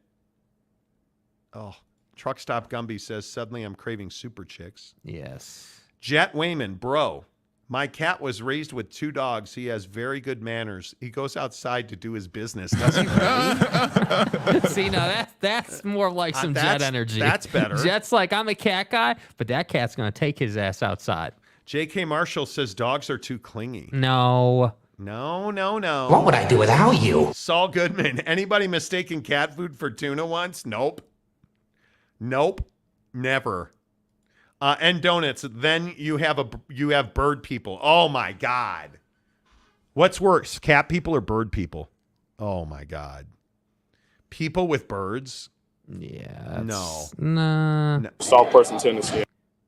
Nah. I'm fine. If you know a bird person, give them a cat.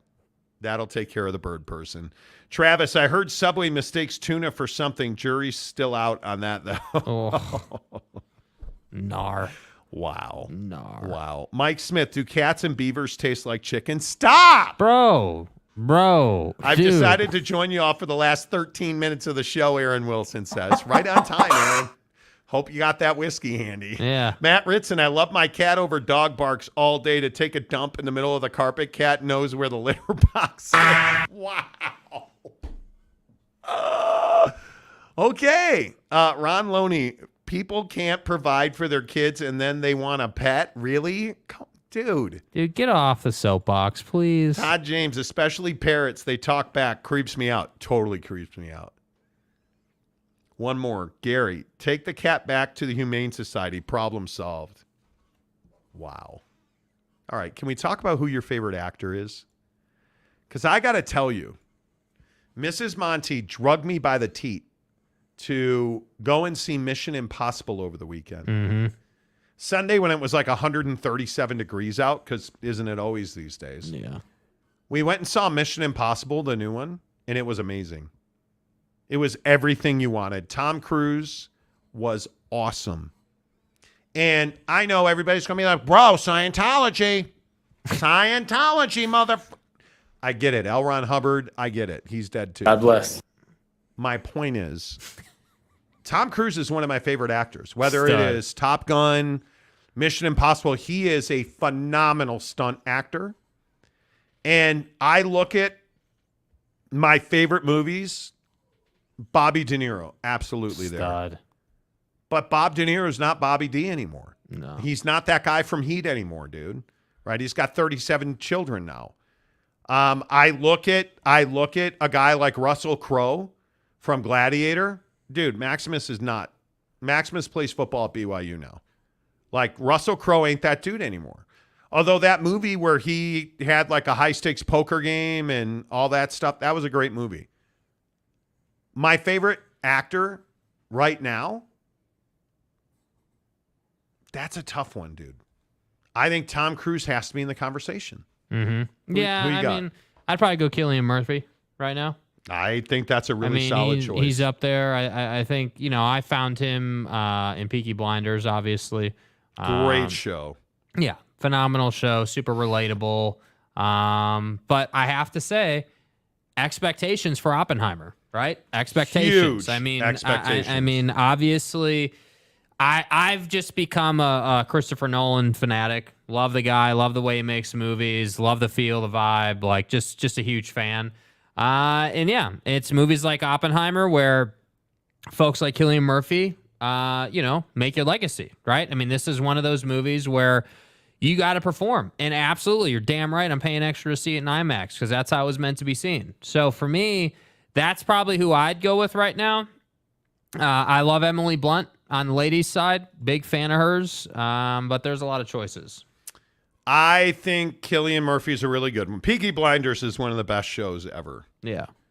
Tom Hardy is there for me too. Love Tom Hardy. Depends Hasn't on really the done role. done a lot though. Jeremy Renner. Jeremy Renner definitely. Now, I don't know if he can act as well as he used to, but we'll see. Let's see. What do you guys? Wow, look at all you guys. Tom Cruise is crazy as fuck, but really good in most movies. He's a great actor, though. Yeah. I didn't say who's my best human being. Who's your favorite actor? Jet Wayman. The cat, for real, I don't have a litter box. He basically is a pup in a cat's body. Okay. Domer Watt, this show is lit. Thank you. Domer. Alan Alda, favorite actor. Stop. Oh, MASH.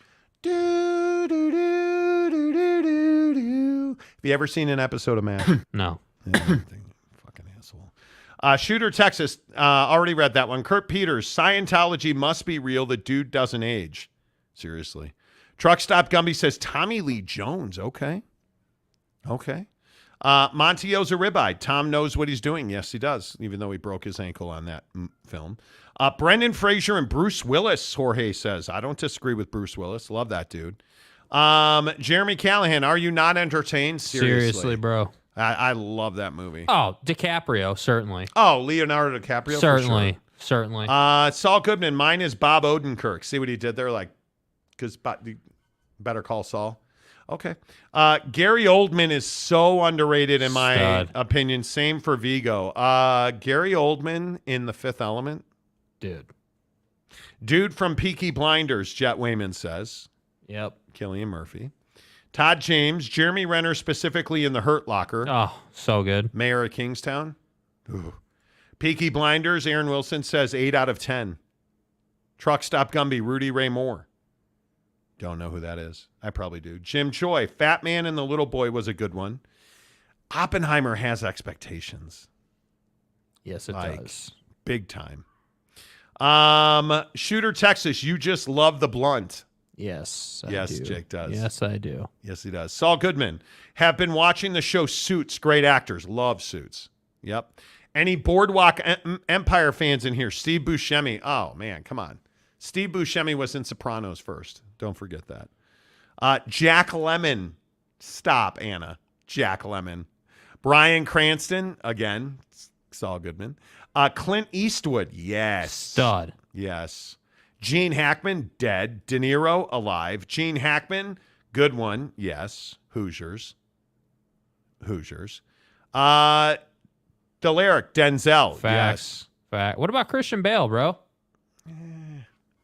Talk about, dude, he's talented, man. He has done a lot of different things. Ben Affleck? Rather have Christian Bale. You saw The Town, right?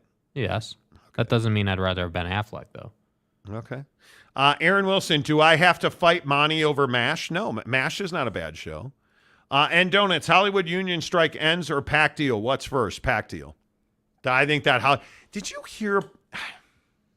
The vitriol in that Hollywood thing is real. You had a studio executive talking about how the studios... Because right now there's an actor and writer's strike. Yeah. Ron Perlman, who's an actor, put up a post after a Hollywood executive said the goal of the strike is to sweat these actors and writers out of their houses and apartments. As in to say, well, you're going to lose your house, so you have to take less money from management. Yeah. And Ron Perlman went in and essentially said, we know who you are that said that. We know where you live. Let's talk about you losing your house. Like, he went in, dude. Yeah. He went in for certain. Domer Wop gives us $5 to say, do I make you laugh? Am I funny? How funny? Funny like a clown? Go get your shine box. What am I, funny? Funny like a clown? Dude. Joe Pesci. Stud. OG Gary, I wait for movies to come to Apple, then I rent them as long as the trailer is nice and the movie looks cool. I'm watching too. Yeah, but Gary, dude, Oppenheimer is one of those that you got to see in the theater, man. That's one of those movies.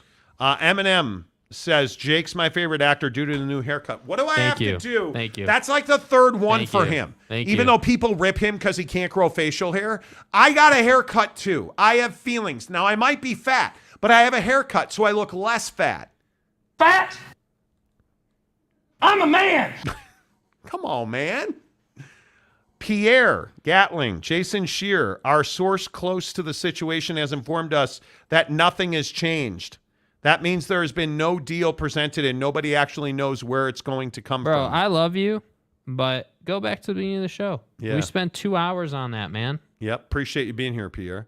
Jet Wayman, Matt Damon. Yes. Stud. Jack Nicholson. Yes. De Niro and Joe Pesci. Yes. Ben Affleck is mid. Wrong. I'd hit that. I wouldn't. Jennifer, but J-Lo, yes or no? Yes. Okay. Nate Davis, Bradley Cooper, Hangover. Yeah. Speaking of hit. What about McConaughey? He doesn't wear deodorant. Yeah. He was really good in The Lincoln Lawyer. Really good. Mark Wahlberg. Yes. Those abs. Shooter, Texas, Robert Downey Jr. He is Iron Man. He is. Again, Oppenheimer. Yep. Eddie Murphy. Yes. Is Robert Downey Jr. in Oppenheimer? Yes. Okay. Saul Goodman, going to the movies is going to end soon. I hope not. Same. You know what? My wife is. Have you been to the theater at the new Mountain View development? I have not. Dude, got to go there. It's awesome theater. We went together one time there. Remember that movie, like Way at Night? Did we? Yeah, we saw something No, there. that was at the District. No. Me, you, and Mrs. Monty went and saw a movie there. Okay. I can't remember what it was. But Dune. Was it Dune? Okay. Dune. By the way, Dune was Dune. amazing. The new Dune is coming out. Yes. Looks so good. I'm a huge fan of going to the movies. I am a huge fan of popcorn and sugar-free lemonade and Mike and Ike's and Reese's Pieces. I'm a huge fan. And I don't eat much sugar, but dude, candy at the movies is better than candy not at the movies. There's no doubt. Domer Wop. Yes, I did read that one already. I'm a terrible person. Dave M., why is ESPN responsible for the Pac-12 presidents making a poor decision? Okay, we've been over this. Go back to the front. Yeah, back. Kurt Peters, McConaughey for president. Truck Stop Gumby, Monty saying, I'm a man, size 40 inches. I'm a man. That's messed up, bro. It's hurtful. It's hurtful. Wahlberg, Nicholson in Departed. Yes. The accents were amazing. Brandon Unruh. I've liked every movie Matt Damon has starred in. He's a good actor. Bourne, dude. He's the Bourne movie. Bourne or Mission Impossible? Probably Bourne. Oh, it's close. But you know the thing with Mission Impossible that I think Tom deserves a lot of credit for?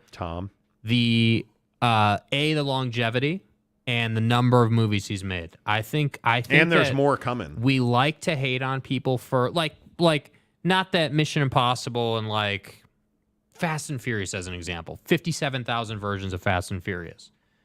But what you can't say is that it's not successful. Every time they make one of those movies, it does incredibly well. Yeah. And I think Tom Cruise deserves a lot of credit for that. Now, I personally, agree. if I'm sitting on my couch, what am I going to watch? I'd probably watch Bourne first. Probably would. Yep, I totally agree. And when you're sitting on your couch, make sure you get to BladeHQ.com. BladeHQ.com. The best knives from the best knife makers at BladeHQ.com, where they have every piece of gear that you need. I was looking at their website today. BladeHQ.com has right now, if you go to their website, they have a Klyashnikov knife for $54.99 on their website.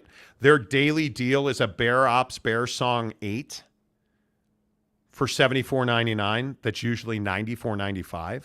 And they have deals every day. And they have them from Spyderco, Kershaw, ProTech, We Knife, like all of their brands. Kershaw always has deals of the day at BladeHQ.com because BladeHQ.com has over 15,000 pieces in stock ready to ship to you today.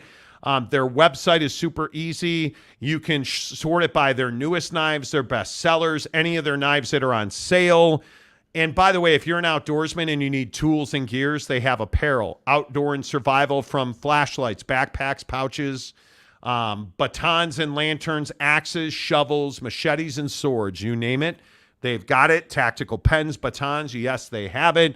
Gerbers, Swiss Army knives, Leatherman, they've got everything you need. Outdoorsman, hunter, survivalists, just a knife collector, yeah, they've got pieces you've never seen before. At BladeHQ.com, make sure you tell them you heard about it on the Monty Show. As a reminder, tomorrow on the show, we'll be on. Did we ever make a decision on what time we're? I think we said 7 to 10. Mm-hmm. Yeah, we're kind of a big deal. 6 to 9 Pacific, 9 to noon Eastern, 7 to 10 Mountain tomorrow. Yeah, because we're playing in a client's golf tournament tomorrow. Yeah, let's go. That's tomorrow on the show. Until which time, say goodbye, Jake. Goodbye, Jake.